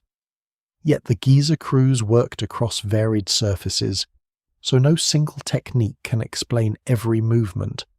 Prepared tracks, lubrication, leverage, manpower, and careful control likely work together.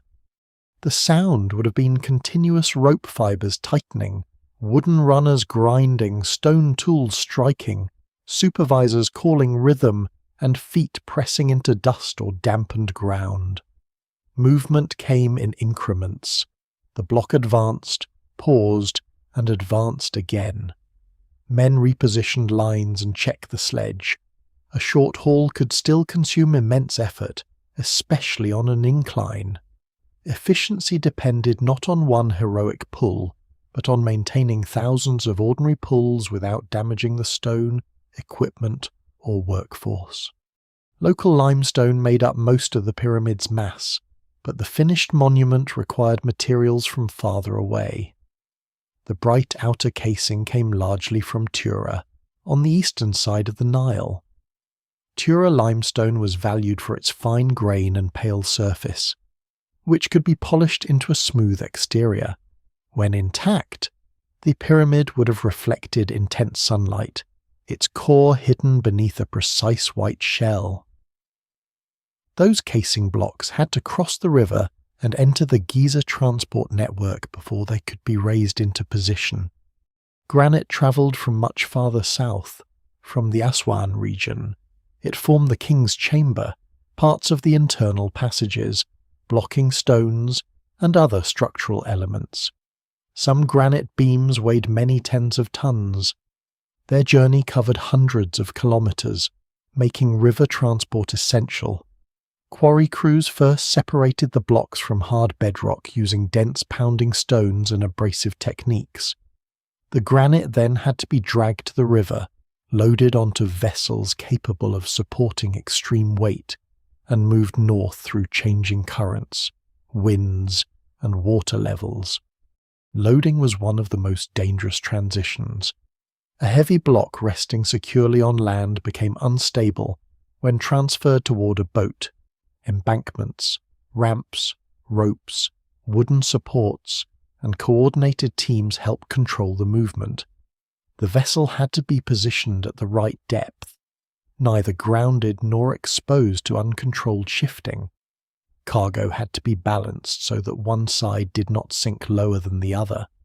A mistake could damage the boat, lose the stone, or injure the crew.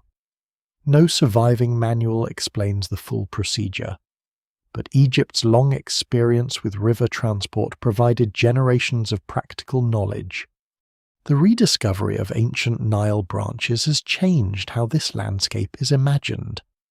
Giza was not always separated from major water by the modern expanse of roads, buildings, fields, and dry ground. During the Old Kingdom, river channels and flood basins came closer to the pyramid zone. The Khufu branch and the broader Ahramat branch may have formed part of a navigable corridor serving several pyramid complexes. Their exact courses and seasonal conditions continue to be studied, but the evidence supports a construction environment deeply connected to water. Causeways descending from pyramid complexes toward valley temples likely met harbour or basin areas where boats could unload. These lower zones were not merely ceremonial gateways, they connected royal architecture to the transport system.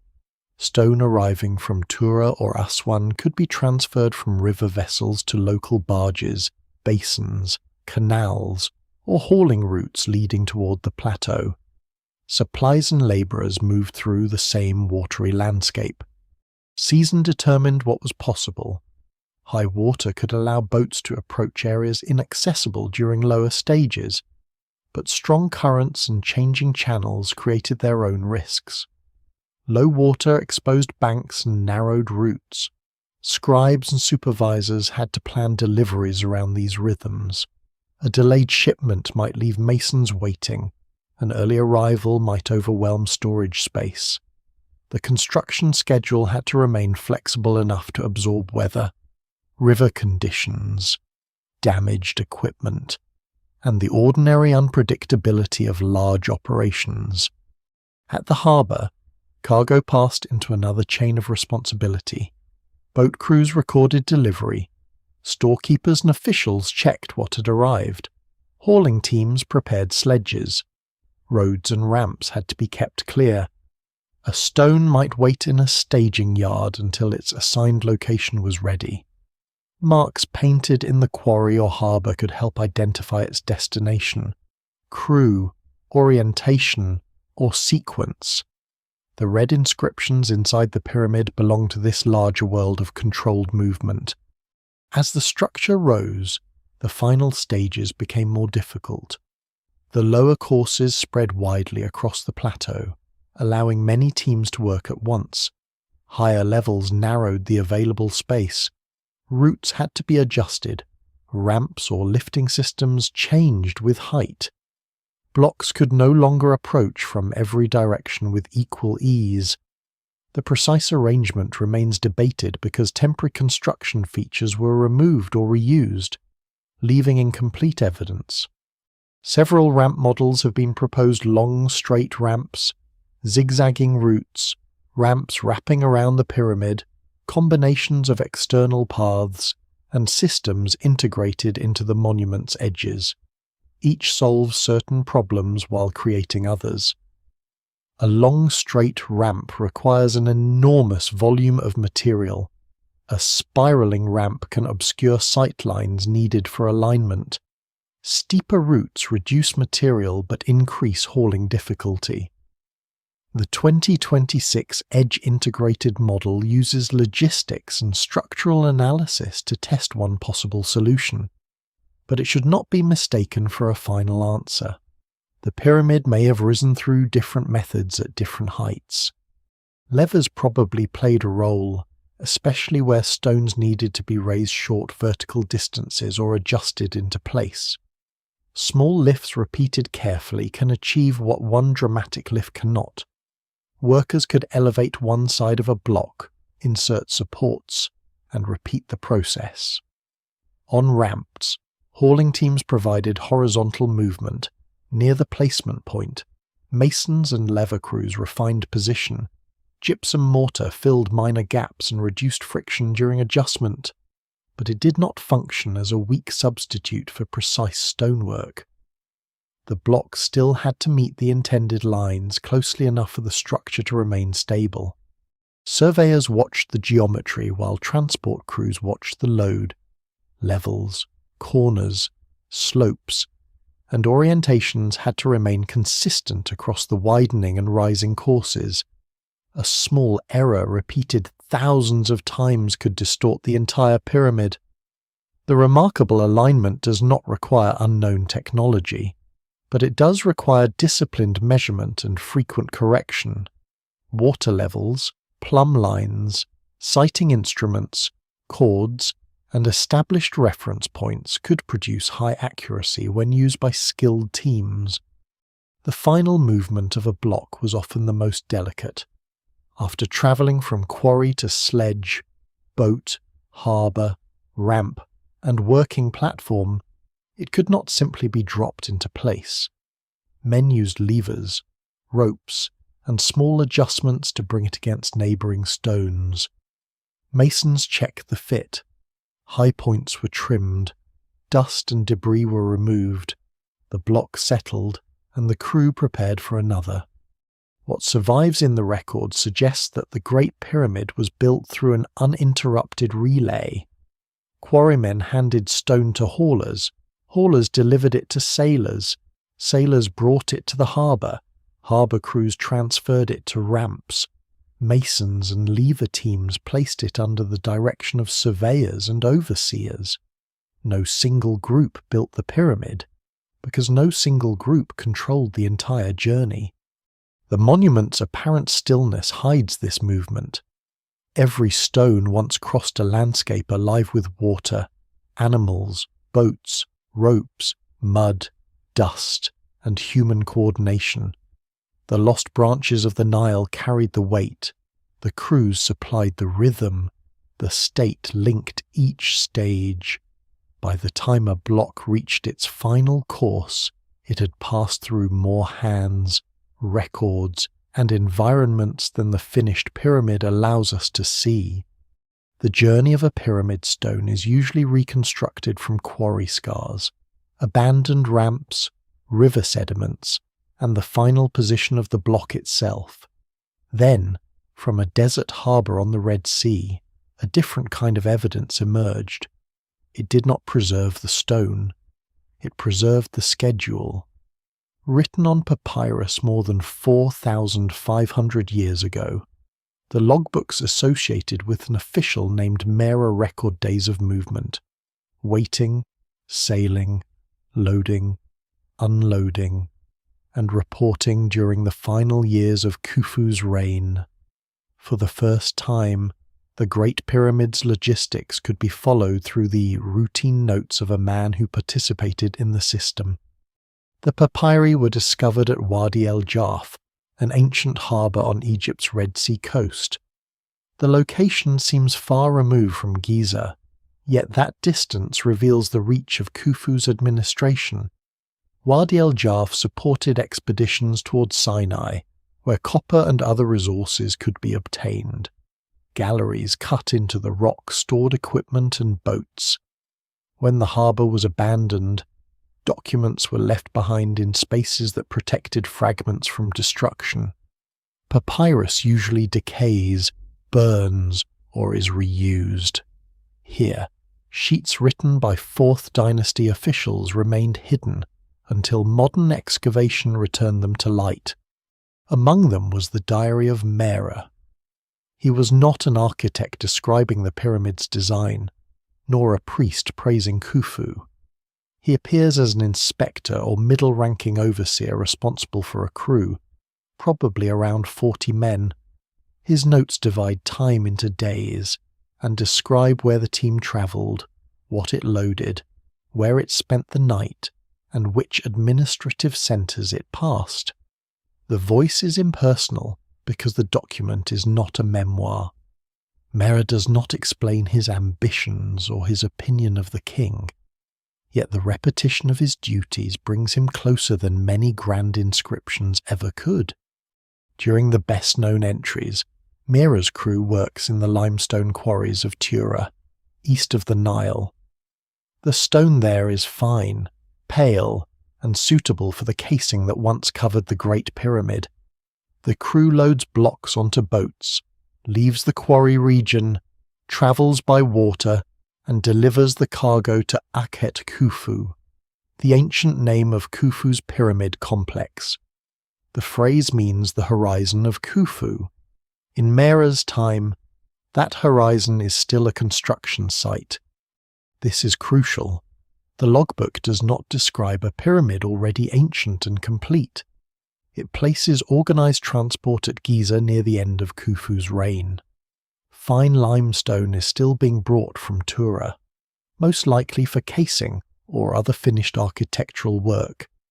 The document therefore joins the king, the monument, the quarry, and the transport crew within one contemporary record. It is one of the strongest direct links between Khufu and the project that bears his name.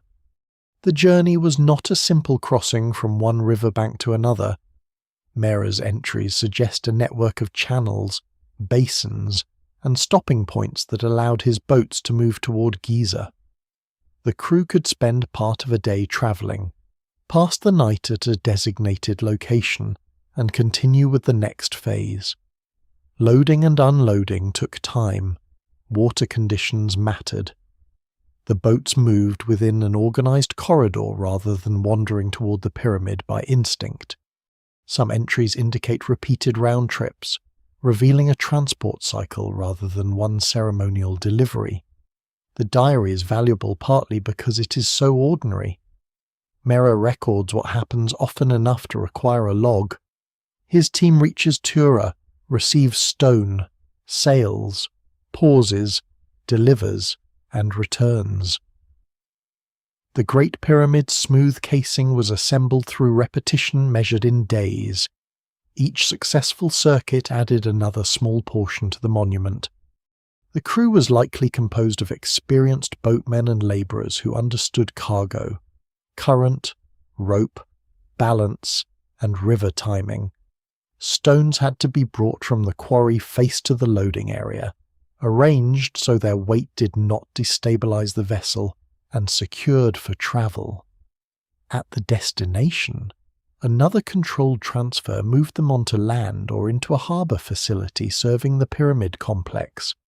Mera's men may not have raised the blocks onto the pyramid, but without their stage of the journey, the casing crews at Giza would have nothing to place. The logbook also names administrative locations and officials, showing that transport passed through a supervised landscape.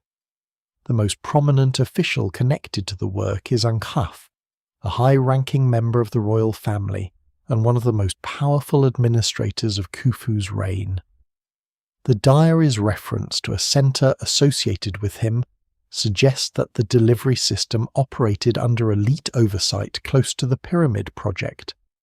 Mera's crew was embedded within a chain of authority reaching toward the royal household. That chain becomes visible in the rhythm of reporting. Mera notes movements because someone needs to know where the crew has been and what it has done.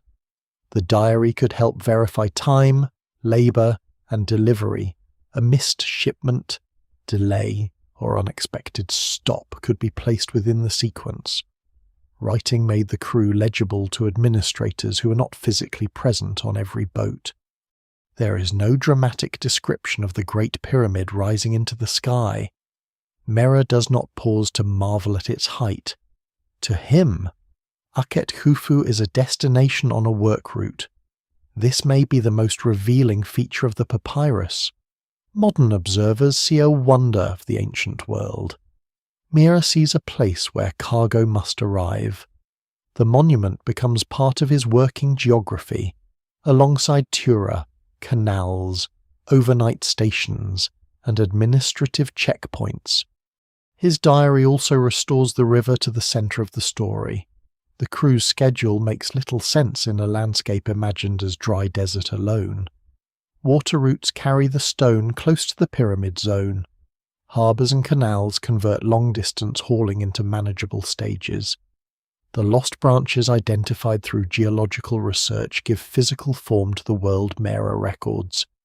Papyrus and sediment begin to support one another.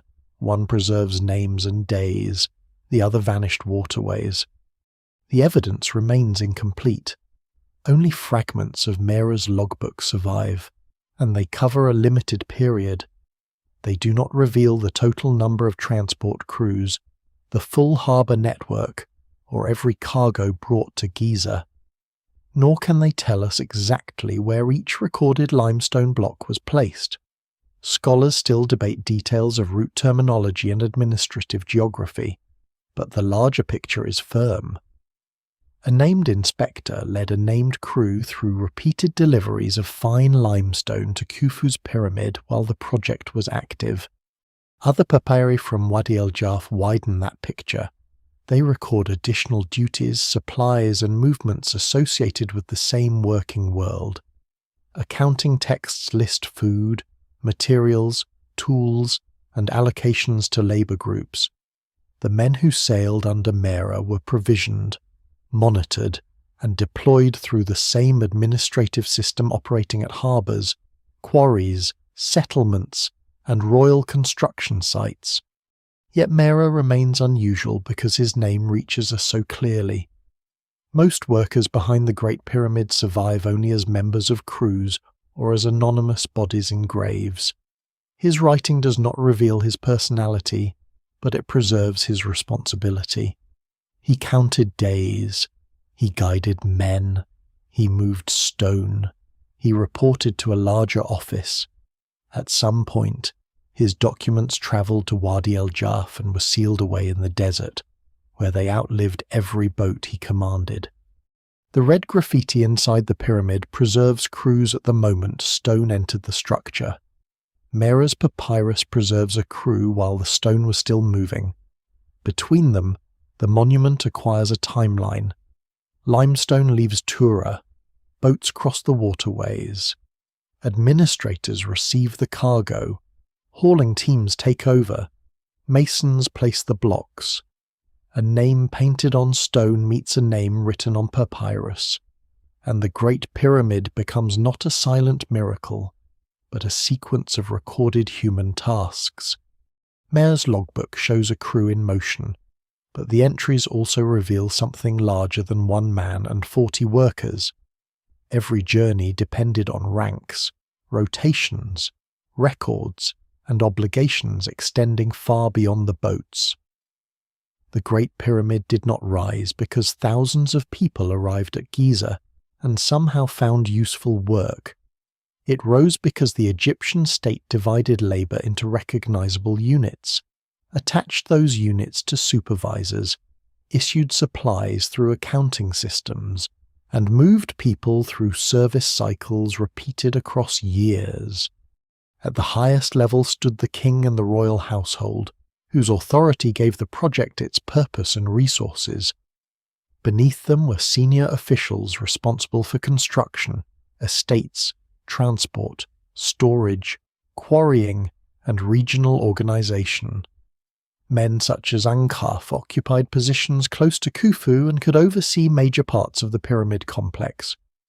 Old Kingdom administration was not arranged like a modern ministry with perfectly separated departments. Responsibilities overlapped, offices changed, and influence depended on both formal rank and proximity to the king. Below the elite administrators were overseers who translated royal demands into work assignments. Some supervised quarry teams, others controlled boat crews, workshops, storehouses, or labour groups at the construction site. An overseer needed practical knowledge as well as authority. He had to estimate what a team could complete, recognise shortages, report delays, and maintain discipline without breaking the rhythm of production. The file system helped make that coordination possible.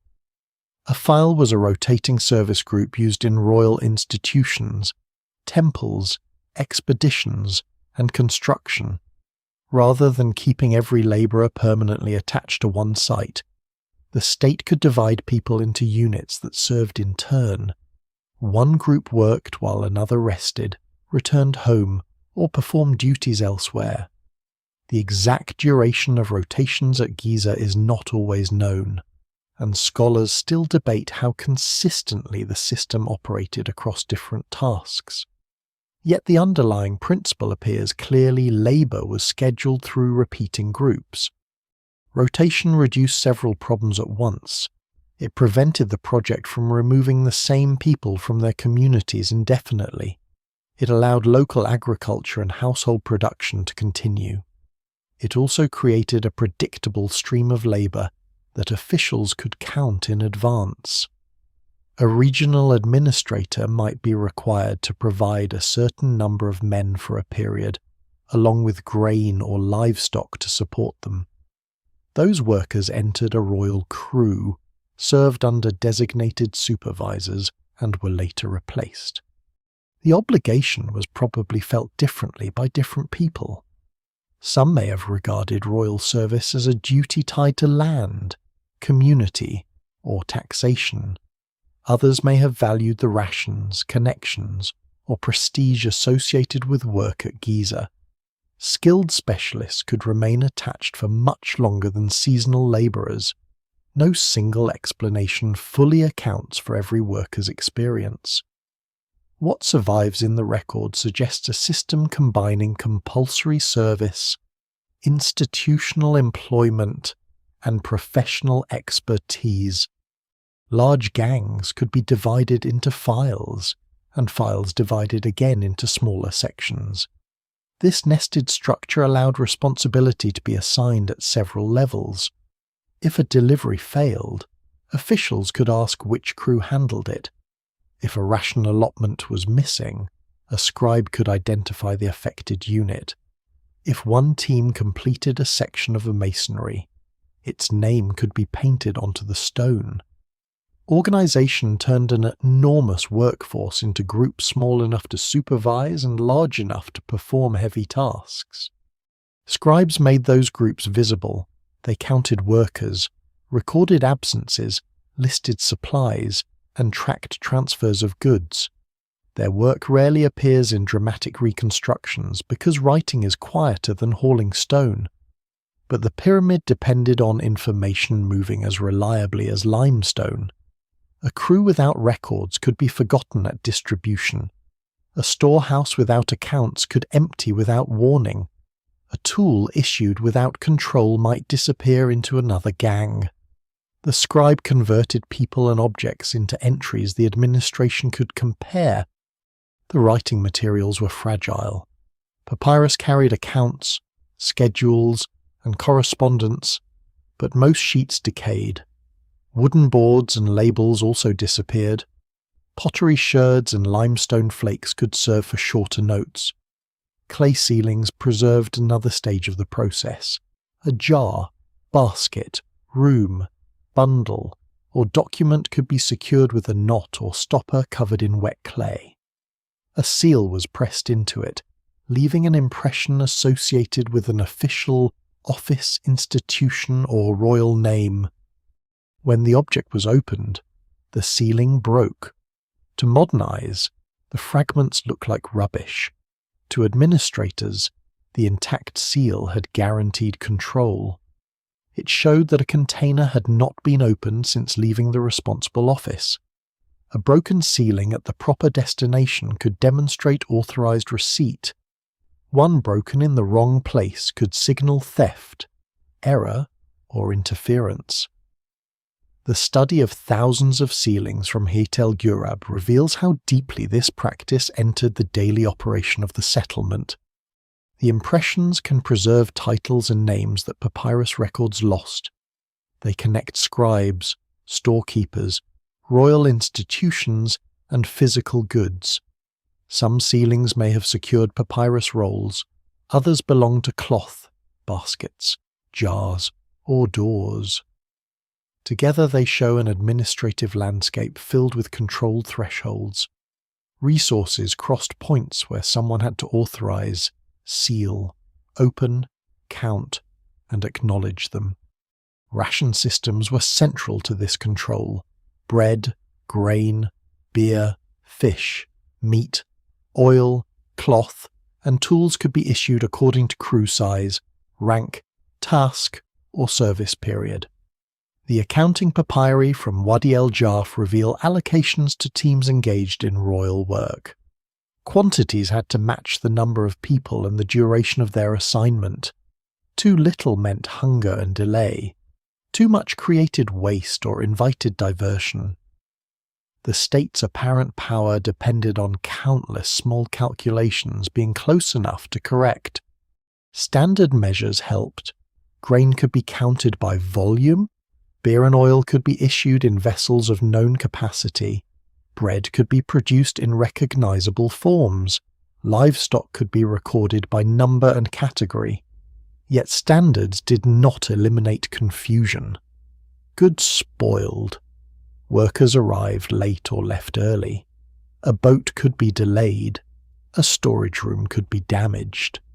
The system was effective not because mistakes never occurred, but because records allowed officials to detect and respond to them. Schedules were equally practical.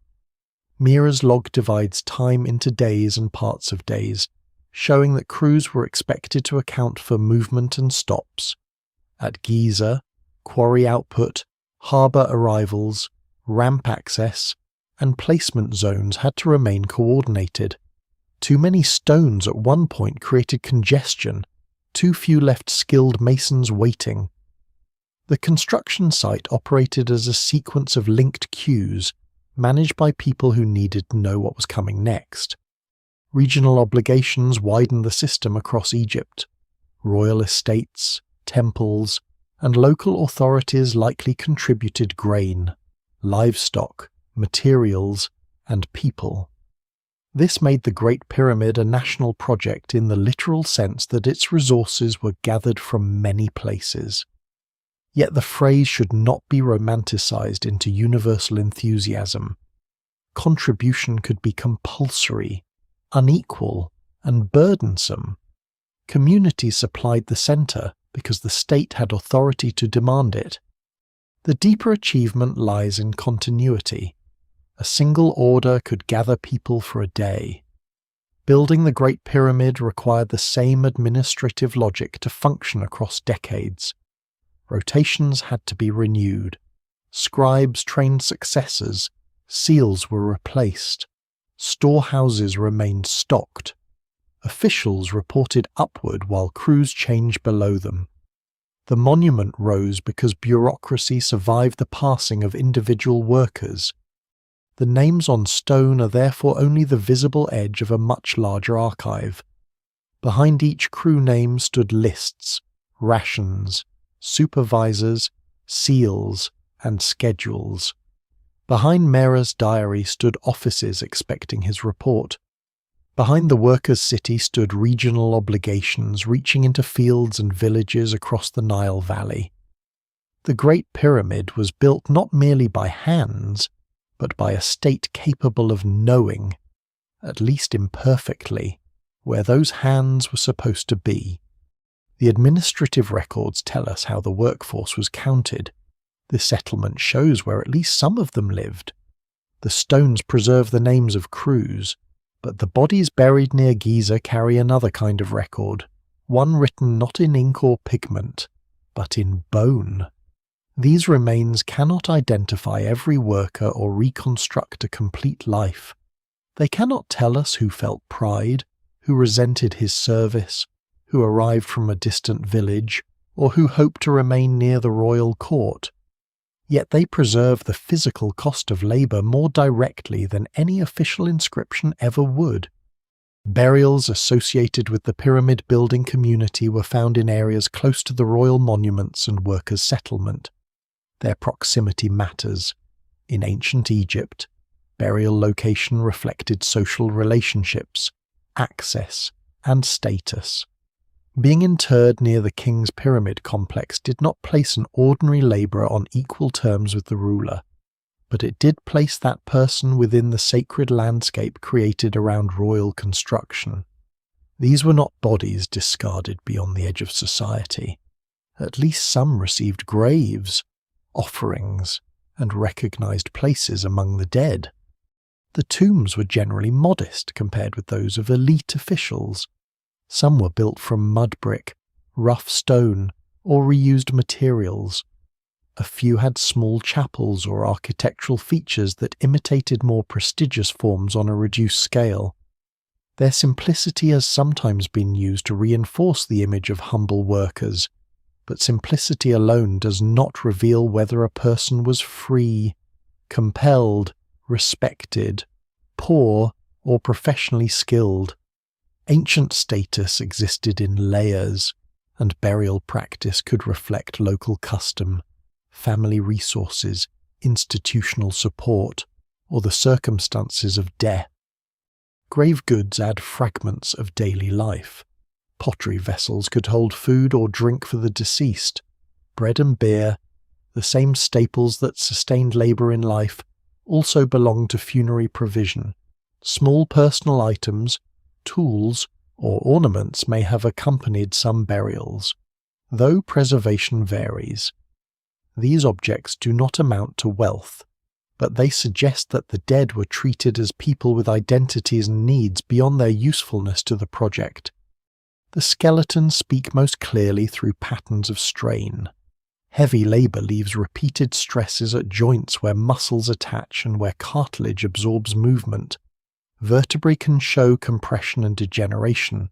Knees, hips, shoulders, and elbows may carry evidence of long-term exertion. Bones can thicken in response to habitual activity. These changes accumulate slowly, recording years of lifting, carrying, rowing, grinding, pulling, kneeling, or working in difficult postures.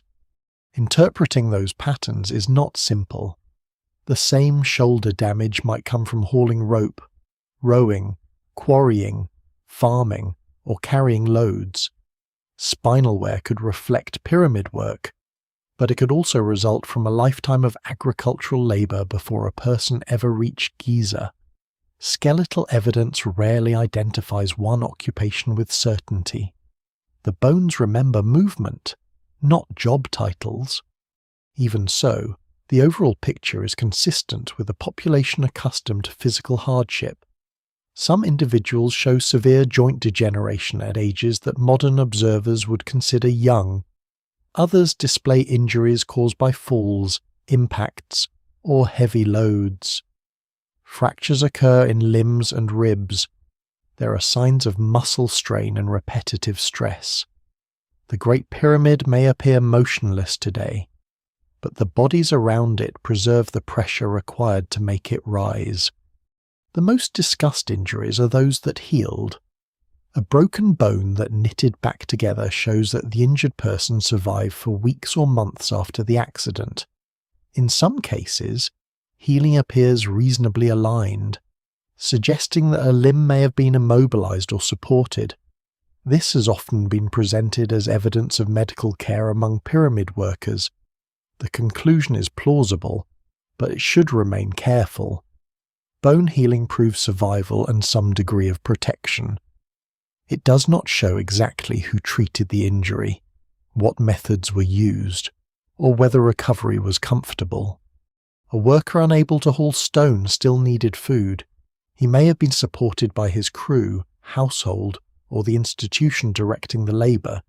He may have been reassigned to a lighter task guarding supplies, preparing rope, assisting in storage, or carrying messages.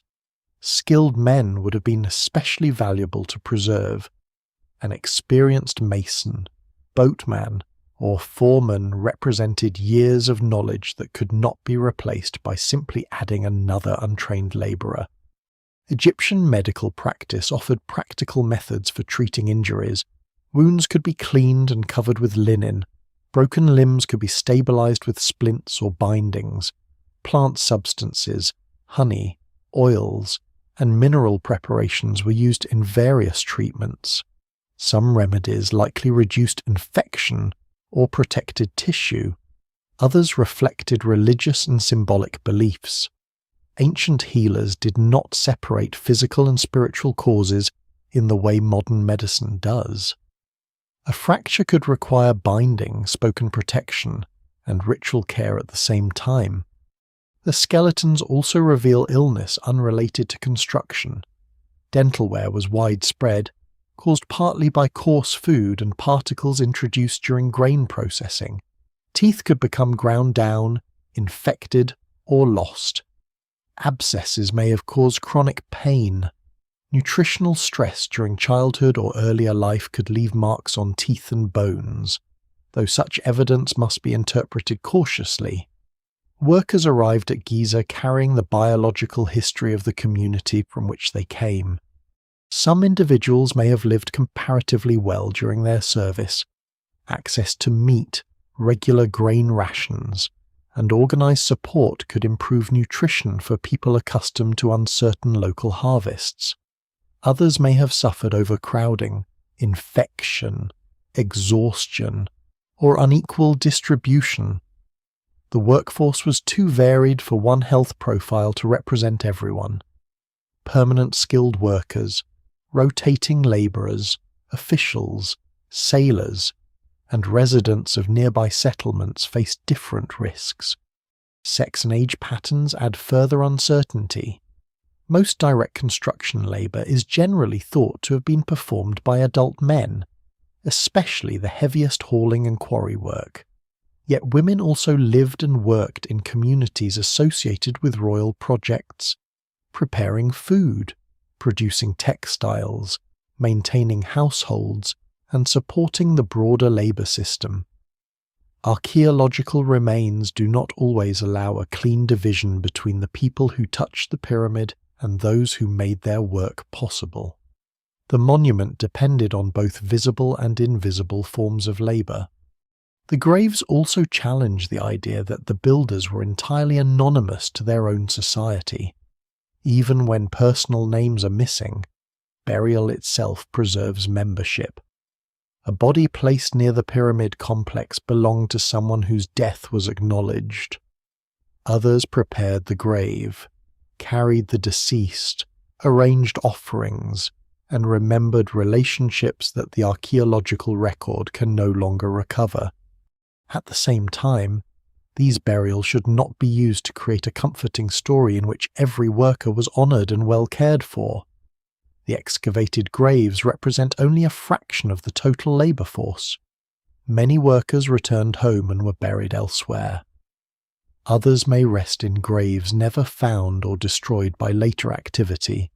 Some could have received little ceremony. The evidence remains incomplete, and no single cemetery can speak for tens of thousands of lives spread across decades. Nor can healed injuries erase coercion. A state may care for labourers because their skill is valuable while still compelling their service. Good rations can coexist with hard obligations. Burial near the pyramid can indicate honour, institutional belonging, or both. But it does not reveal the freedom of the person buried there. The bodies resist simple moral categories just as the settlements resist the old image of chains. What they do preserve is endurance. Ribs fractured and healed. Spines absorbed years of load. Teeth wore down on bread that kept the body working. Joints recorded repeated motion long after the ropes and sledges disappeared. These people did not build the pyramid through limitless strength.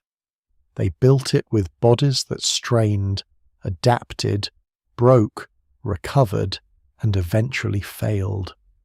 The royal monument was designed to defeat death, but the workers' graves tell a more ordinary truth. Human life remained fragile beside the stone. Khufu's pyramid continued upward while individuals aged, suffered injuries, and were replaced by new crews. Their names were rarely carved in formal history, yet their skeletons preserve the consequences of participation. The stone remembers the structure. The bodies remember the work. The bodies round Giza reveal what the work demanded, but they do not reveal exactly how the pyramid rose from one course to the next. The crews are real. The quarries are real. The boats, settlement, papyri, ramps, sledges, tools, and administrative systems are all supported by evidence. The uncertainty begins when modern investigators try to reconstruct the complete sequence that link those parts into a structure nearly 150 meters high. No single explanation fully accounts for every stage, and that gap has allowed the mechanics of construction to become more mysterious than the builders themselves.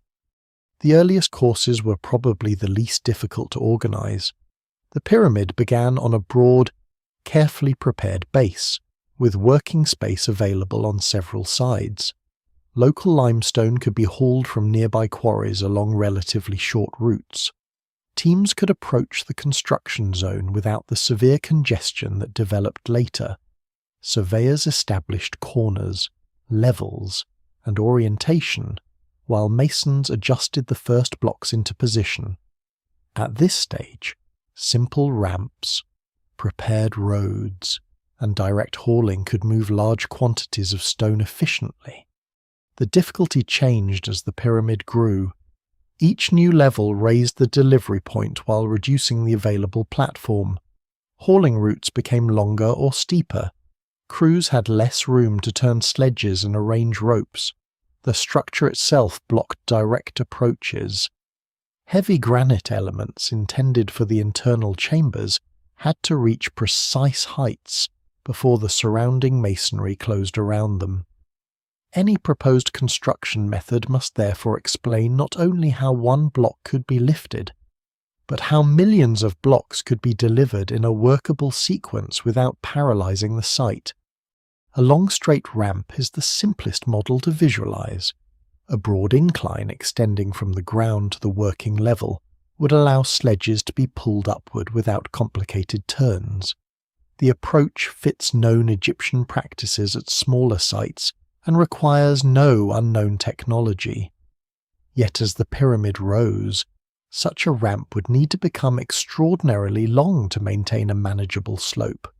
Its volume could approach or exceed a significant portion of the monument itself. It would require enormous quantities of rubble, mud brick, timber, and fill, all of which had to be built, maintained, and eventually removed. A steeper ramp would use less material, but it would demand greater hauling force and create more danger. The heaviest blocks could become difficult to control. Crews pulling upward would need secure footing, while teams behind or beside the sledge prevented it from sliding backward. Ropes, anchors, wooden supports, and stopping points could reduce risk, but the route still had to handle repeated traffic in both directions. Empty sledges, tools, water, mortar, and workers moved down while loaded teams moved up. Zigzagging ramps offer another possibility. Rather than extending far into the landscape, ramps could climb one face through a series of angled runs. This reduces total projection and allows the structure itself to support part of the route. But turning large blocks at the bends becomes difficult, especially when the working platform narrows. The corners must be wide enough for sledges, ropes, and crews, which adds material and complicates traffic. Spiral or wrapping ramps solve the problem differently by circling the pyramid as it rises. Such a route could remain close to the structure and avoid the immense footprint of a single straight incline. Yet a ramp wrapped tightly around the pyramid would obscure the corners and faces that surveyors needed to monitor. Maintaining precise alignment becomes harder when reference points disappear behind construction material. The ramp would also have to negotiate corners repeatedly, and its remains should perhaps be more visible, though temporary structures were often dismantled and reused. Some proposals place part of the route inside or along the edges of the pyramid. An integrated edge ramp could use stepped paths near the monument's corners, allowing stones to rise through a sequence of manageable slopes while keeping much of the exterior visible. Recent computer modelling has tested whether such systems could match the pyramid's geometry, delivery rate, and structural requirements. These studies are useful because they force hypotheses to obey numbers slope, crew size, block frequency, turning radius, construction time, and available space. But a successful model is not the same as archaeological proof. A simulation can show that a system is possible under stated assumptions. It cannot show that Khufu's crews actually used that system unless physical evidence supports it. The 2026 integrated edge ramp analysis contributes to the debate, but it does not close it. Its value lies in replacing vague claims with testable logistics. If a proposed ramp cannot deliver blocks fast enough, leaves no room for workers, or demands more material than the state could reasonably supply, it becomes less convincing. Levers may have reduced dependence on continuous ramps near the upper levels. A block can be raised gradually by lifting one side, inserting supports, and repeating the process.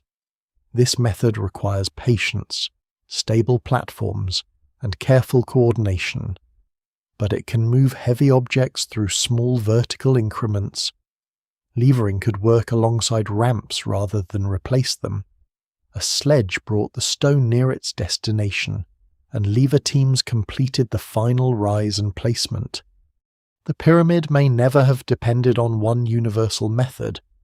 The lower courses could have used broad, straight or frontal ramps.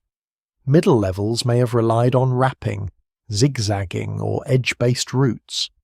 Upper levels could have combined shorter ramps with levering and temporary platforms. Granite beams demanded special arrangements different from ordinary core blocks. Casing stones required careful placement from the bottom, upward, or in coordinated stages. Construction methods likely changed as the monument changed. This layered approach is less satisfying than one dramatic answer, but it fits the nature of large ancient projects. Builders adapt. A route that works at 30 meters may fail at 80. A ramp damaged by flood water or settlement may be rebuilt in another form. A quarry delivery schedule may force crews to work on one face while another route is repaired. Archaeology preserves the finished stone more readily than the temporary equipment, so flexibility disappears from the record. Modern, non-destructive investigation has added new information without producing a final construction diagram. Ultrasound, thermal analysis, muon imaging, surface characterization, and structural modeling allow researchers to examine joints, voids, block thicknesses, and internal responses without cutting into the pyramid. The 2026 shear-wave study of lower granite courses in the King's Chamber, for example, investigates how massive blocks are arranged and where internal reflections suggest boundaries or discontinuities. Such work reveals just how carefully the structure must be studied, even after centuries of measurement. Research into seismic behavior offers another perspective. The pyramid's broad base, low center of gravity, symmetrical mass, and dense masonry help explain why it has survived repeated earthquakes and environmental change. These properties do not prove that ancient builders designed the monument according to modern seismic engineering. They do show that choices made for stability, geometry, and weight distribution created extraordinary resilience. The crews were not only raising stone, they were forming a structure in which every layer affected the pressure passing through those below. The chambers above the King's Chamber demonstrate this problem clearly. Massive granite beams span the room, while stacked spaces and pitched limestone blocks redirect forces through the surrounding masonry. The old term relieving chambers captures part of their function, though the exact distribution of loads remains a subject of analysis. The builders understood enough about stone, weight, and failure to protect a vulnerable internal chamber beneath millions of tons of material. That understanding was practical rather than theoretical in the modern mathematical sense. It grew from earlier pyramids, mastabas, temples, quarries, and generations of stonework. Failures were teachers. Cracks revealed where pressure travelled. Collapsed structures showed what angles and spans could not bear. Khufu's pyramid did not emerge from nothing. It stood within a developing tradition of experimentation. The surviving evidence therefore supports neither effortless certainty nor supernatural intervention. The crews possessed tools and methods appropriate to their world, but they still faced problems that required adaptation. Ramps had to be rebuilt. Stones arrived irregularly. Tools failed. Measurements were corrected. Some blocks fit poorly and were packed with mortar or smaller stone. The finished monument appears perfect from a distance because disorder was absorbed during construction. What remains debated is the precise arrangement of those solutions. Scholars can identify what was physically possible, compare rates, and test structural models, but the temporary pathways have mostly vanished. The Great Pyramid keeps its final geometry while concealing the scaffolding of decisions that created it. That concealment is not evidence of unknown technology. It is the ordinary result of successful construction when the building is complete. The systems used to build it are removed. The crews behind the pyramid did not need one miraculous machine. They needed many reliable methods applied at the right moment. Boats carried weight across distance. Sledges controlled movement over land.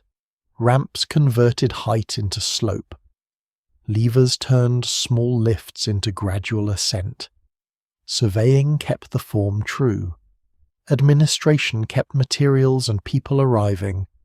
The unresolved question is not whether ancient Egyptians could build the pyramid, but exactly how their changing solutions fitted together across decades of work. The Great Pyramid was designed to preserve one name above all others. Khufu's identity shaped the monument, the surrounding complex, the royal estates that supported it, and the crews whose own names often included his. Yet the pyramid's success as a symbol of kingship had an unintended consequence. It made almost everyone else disappear. The more completely the structure dominated the landscape, the easier it became to imagine that it belonged to the ruler alone. Ancient royal monuments compress history in this way. They turn years of labour into a single reign, thousands of decisions into one command, and whole communities into the background of one official name. The king appears in inscriptions, king lists, later traditions, and the monument's formal identity. The quarryman who rejected a fractured block, the sailor who kept a cargo vessel balanced, the scribe who noticed a missing ration, and the mason who corrected a difficult joint usually vanish. Their work remains, but their individuality does not. This was not necessarily because the builders were deliberately erased. Most workers never occupied the kind of social position that produced durable personal records. Formal inscriptions were expensive and selective. Stone was reserved for gods, kings, temples, tombs, and people with sufficient rank or resources to secure a lasting memorial. Ordinary identities were preserved through speech, household memory, wooden labels, papyrus accounts, painted marks, and objects of daily use. Those materials were far more vulnerable than pyramid masonry. A personal name written on papyrus might survive for years inside an office, then be discarded, burned, reused, or destroyed by moisture and insects. A wooden tag could split and decay.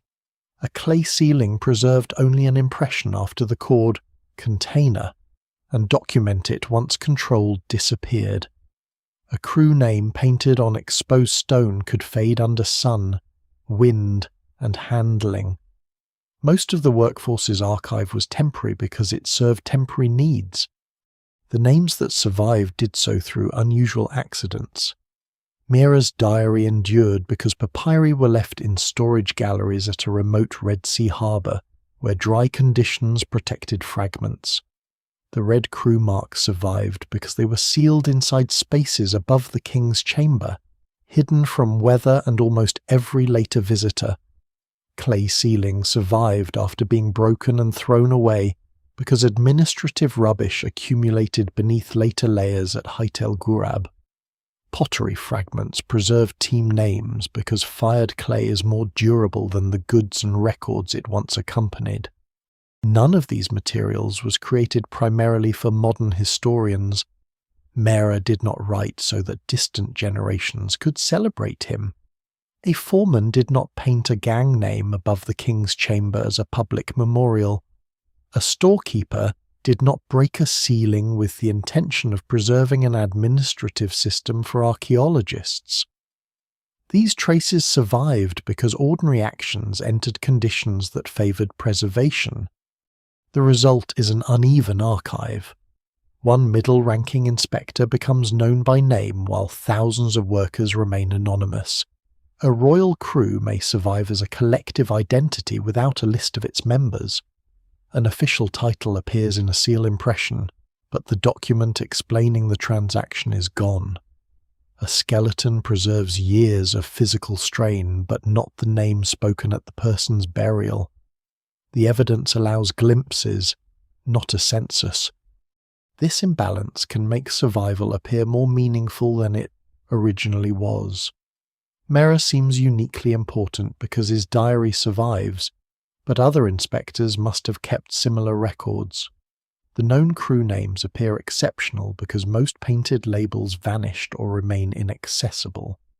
The excavated settlement seems like the entire workers' world, because other camps, villages, harbour zones, and temporary quarters are lost beneath modern development or unexcavated ground. Archaeology magnifies whatever chance leaves behind. The pyramid itself contributed to the disappearance. Temporary roads were dismantled, ramps were removed, reused, or eroded. Quarry debris was cleared or buried. Wooden construction equipment was broken up and repurposed. Harbours silted. River channels shifted away. Once work ended, the landscape designed for movement gave way to a landscape designed for ritual and royal memory. The machinery of construction was meant to vanish from view. The smooth casing completed that transformation. It covered the rough blocks, mortar, work marks, and irregular corrections beneath a brilliant exterior. The finished monument denied access to its own making. A visitor saw geometry, not scaffolding. The cleaner the final form became, the more completely the labour process disappeared. Later, history deepened the erasure. Casing stones were removed and reused. Tombs were robbed. Settlements collapsed. New generations built across older remains. Wind and sand altered the plateau. Travellers entered the pyramid through forced passages and left their own marks beside ancient ones. Early excavators cleared structures rapidly, often before modern recording methods existed. Some evidence was damaged before anyone recognized its value. Even when the workers reappeared, they were often forced into stories created by later societies. Classical accounts emphasized vast labor and royal oppression. Modern popular culture transformed them into chained slaves or members of a mysterious lost civilization. Fringe theories removed the Egyptians almost entirely, replacing organized human work with vanished technologies, outsiders, or impossible powers. In each case, the actual crews disappeared again, not from lack of evidence, but because their reality seemed less dramatic than the legend. Yet the real story is stranger in a quieter way. A state without engines, steel cranes, digital schedules, or modern transport organized a workforce across an entire river valley. It fed crews through measured rations, moved stone along vanished waterways, controlled supplies with seals, and tracked activity on fragile sheets of papyrus. None of this required a lost civilization. It required people whose daily competence became invisible precisely because the finished system worked. The workers' anonymity also reflects the collective nature of the achievement. Modern history often searches for a single architect, inventor, or mastermind. Ancient Egyptian projects did depend on powerful officials and highly skilled planners, but the Great Pyramid could not be reduced to one intelligence. Knowledge was distributed.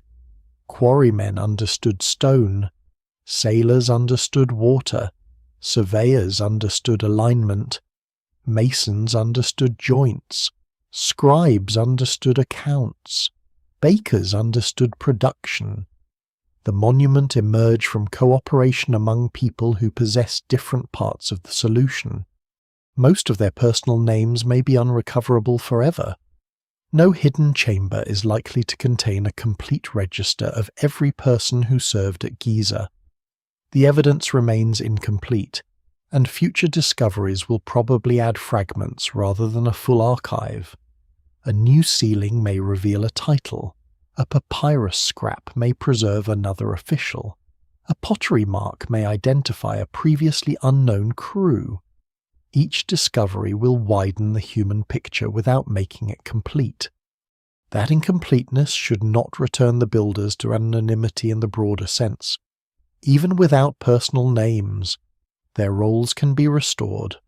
The worker hauling a sledge, the woman grinding grain in a support community, the boatman guiding limestone through a channel, and the clerk checking a sealed jar belong to the same construction world. Their identities were specific in life, even when archaeology can now recover only their functions. The stone preserved their labour more faithfully than their biographies. Every course confirms that quarry teams arrived. Every granite beam confirms that boats carried impossible weight northward. Every smooth joint confirms repeated adjustment by skilled hands. The pyramid is therefore full of unnamed evidence. Its mass is not silence.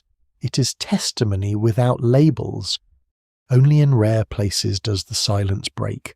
A red crew name appears above the king. Mirror records another day on the water. A seal impression preserves an office long after the door and document have vanished. These fragments do not rescue every builder, but they change the scale of remembrance. Khufu no longer stand alone. The workers nearly vanished because the materials of ordinary life were fragile, because royal memory was selective, and because the completed monument concealed the process that created it. They survived because dust, darkness, dryness, and discarded clay protected what no one intended to preserve. The Great Pyramid kept their names not through generosity, but through accident. And sometimes accident is the only archive the ordinary dead receive. The Great Pyramid has often been described as a monument that refuses to explain itself. Its passages are sparse, its chambers almost bare, and its exterior offers no long inscription describing how the work was done. Yet the deeper the evidence is gathered, the less silent the monument becomes. Its story is distributed rather than absent. One part survives in red pigment above the king's chamber. Another survives in papyrus from a desert harbour. Another lies in broken clay from a workers' settlement. Quarry scars, animal bones, healed fractures, storage rooms, boat galleries, vanished river channels, and names scratched onto pottery all belong to the same archive. No single discovery tells the whole story, but together they restore a world that the finished pyramid concealed. The most powerful traces are often the smallest. A crew name painted on rough limestone occupies almost no space beside the monument's mass, yet it changes the meaning of that mass. It tells us that the block passed through an organized group with a collective identity. The workers were divided, counted, and assigned. They were not an accidental crowd. A mark invoking Khufu identifies royal authority, but it also preserves the presence of men who called themselves his companions, followers, or crew. Their personal names may be lost, yet their social identity remains fixed to the stone they handled. Merah's papyrus widens that identity beyond the pyramid itself. His diary places one inspector and his team on the water, carrying fine limestone from Tura toward Khufu. It gives the monument days, stops, routes, and repeated journeys. The pyramid is no longer a sudden object rising in isolation. It becomes the destination of scheduled cargo. A crew leaves, loads, sails, waits, delivers, and returns. The human archive gains movement. The clay ceilings from Heit el-Ghurab add control. They preserve the administrative gestures surrounding goods and records a jar closed, a basket secured, a room sealed, a document authorized, a delivery opened. Thousands of broken fragments show that the workforce was surrounded by writing, even when most writing materials disappeared. Scribes did not merely count stones. They tracked food, tools, cloth, vessels, labor groups, and access to stores. The pyramid's height depended on these quiet acts of verification. The settlement adds daily life. Bakeries reveal grain becoming bread. Brewing and storage facilities reveal beer entering the ration system. Workshops show tools being repaired before they failed completely. Animal bones reveal herds and fisheries feeding people who could not maintain the required pace on grain alone. Galleries, courtyards, houses, and controlled gateways show that the workforce occupied a built environment with rank, discipline, and changing functions. The city was temporary compared with the pyramid, but it was not improvised. The graves add consequence. Skeletons record strain, injury, recovery, and age. They remind us that the project did not move through abstract labor units, but through vulnerable bodies. Some healed because they were supported long enough to recover. Some carried damage accumulated before arriving at Giza. Some were buried close to the royal complex with modest offerings that acknowledge their place in its community.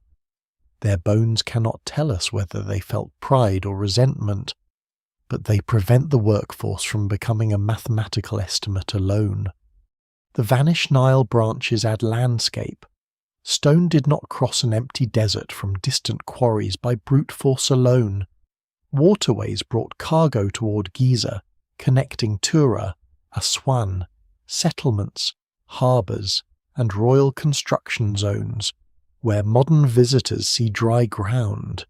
Mirrors crew new channels, basins, moorings, and changing water levels. The archive extends beneath the fields, preserved in sediment. Even the unresolved questions belong to this human record. Scholars still debate the shape of ramps, the sequence of lifting methods, the size of the workforce, and the changing use of buildings at Heit el-Ghurab. Modern imaging continues to examine internal stone courses, hidden boundaries, surface damage, and structural behavior. They reveal how many practical decisions were required, and how rarely temporary systems survive after a project ends. A ramp was valuable only while stone still needed to rise. A harbour was useful only while boats still arrived. A ration list mattered only until the supplies were issued. A ceiling was designed to be broken. A crew mark had meaning only while a block was being handled. The pyramid survived because these temporary systems worked, but the success of the finished monument made them disposable. Archaeology now reconstructs the building process from things abandoned when their usefulness ended. This makes the Great Pyramid a peculiar archive. It was not created to preserve the workers, yet it cannot avoid preserving them.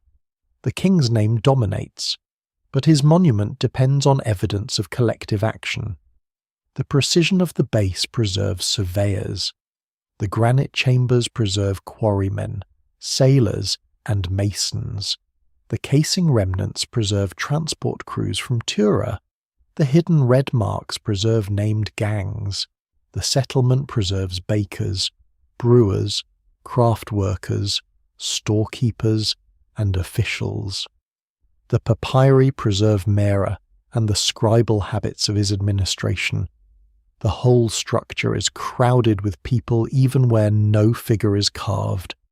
Their achievement was not that they possessed strength beyond ordinary humanity. It was that they made ordinary capacities cumulative.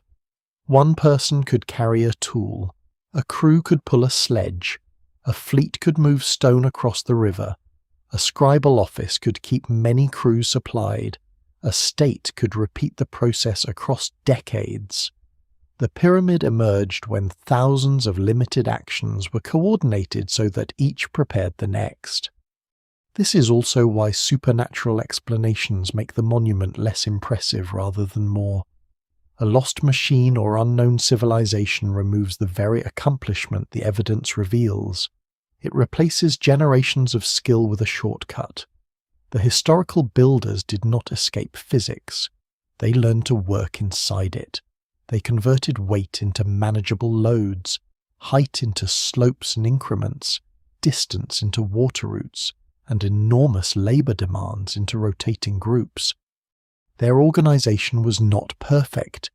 Deliveries were delayed, tools wore out, stones cracked, bodies were injured, officials made errors, ramps required repair. The completed pyramid hides those failures because the crews corrected enough of them. Perfection was not present at every moment. It was produced gradually from repeated correction. The monument also preserves inequality. Khufu received the pyramid. The workers received rations, obligations, crew identities, and in some cases modest graves. Royal power gathered resources on a scale no ordinary community could match. Recognizing the builders should not erase the coercive capacity of that state. Yet recognizing hierarchy should not reduce every worker to a chained victim.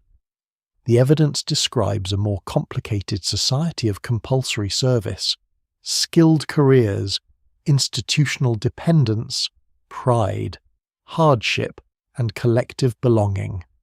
No complete roll of names will probably emerge. The vast majority remain beyond recovery. But anonymity does not mean they lacked identity in life. Their companions knew them. Scribes may have recorded them on documents now gone. Families expected their return. Crews recognized their habits and abilities. A sailor knew who handled a rope well. A mason knew whom to trust beside a heavy block. A baker knew which delivery had failed to arrive. Their world was full of names, even though time kept only a few. Those few are enough to alter the final image. The Great Pyramid is still Khufu's monument, but it is not Khufu's work alone. It is the surviving surface of a much larger human institution. Above the king's chamber, red pigment preserves teams. At Wadi el-Jarf, papyrus preserves an inspector. At Heit el-Ghurab, clay preserves offices and controlled stores. Across the plateau, graves preserve bodies that carried the strain.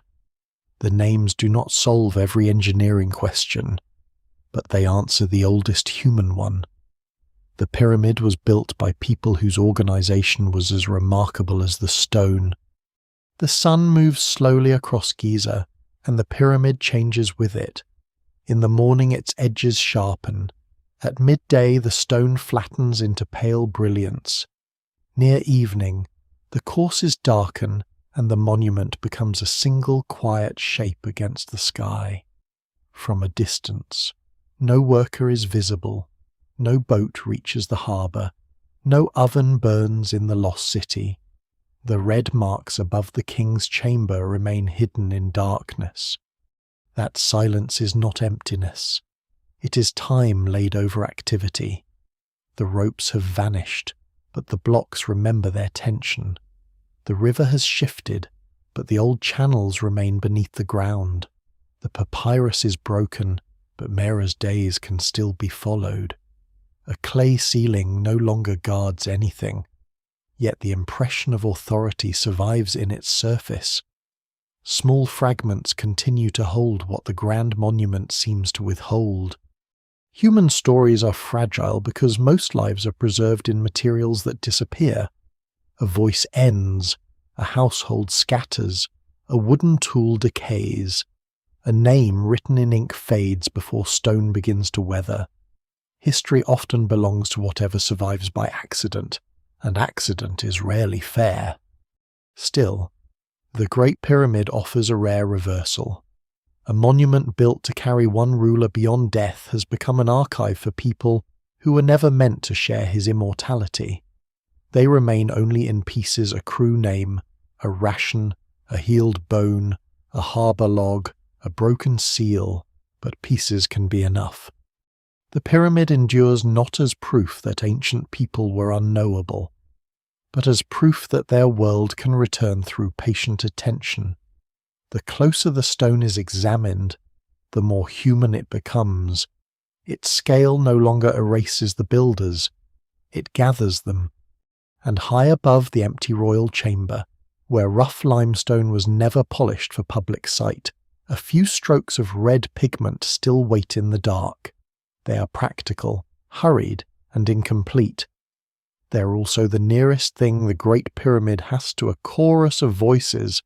After 46 centuries, the King's Monument still carries the names of the crews who raised it,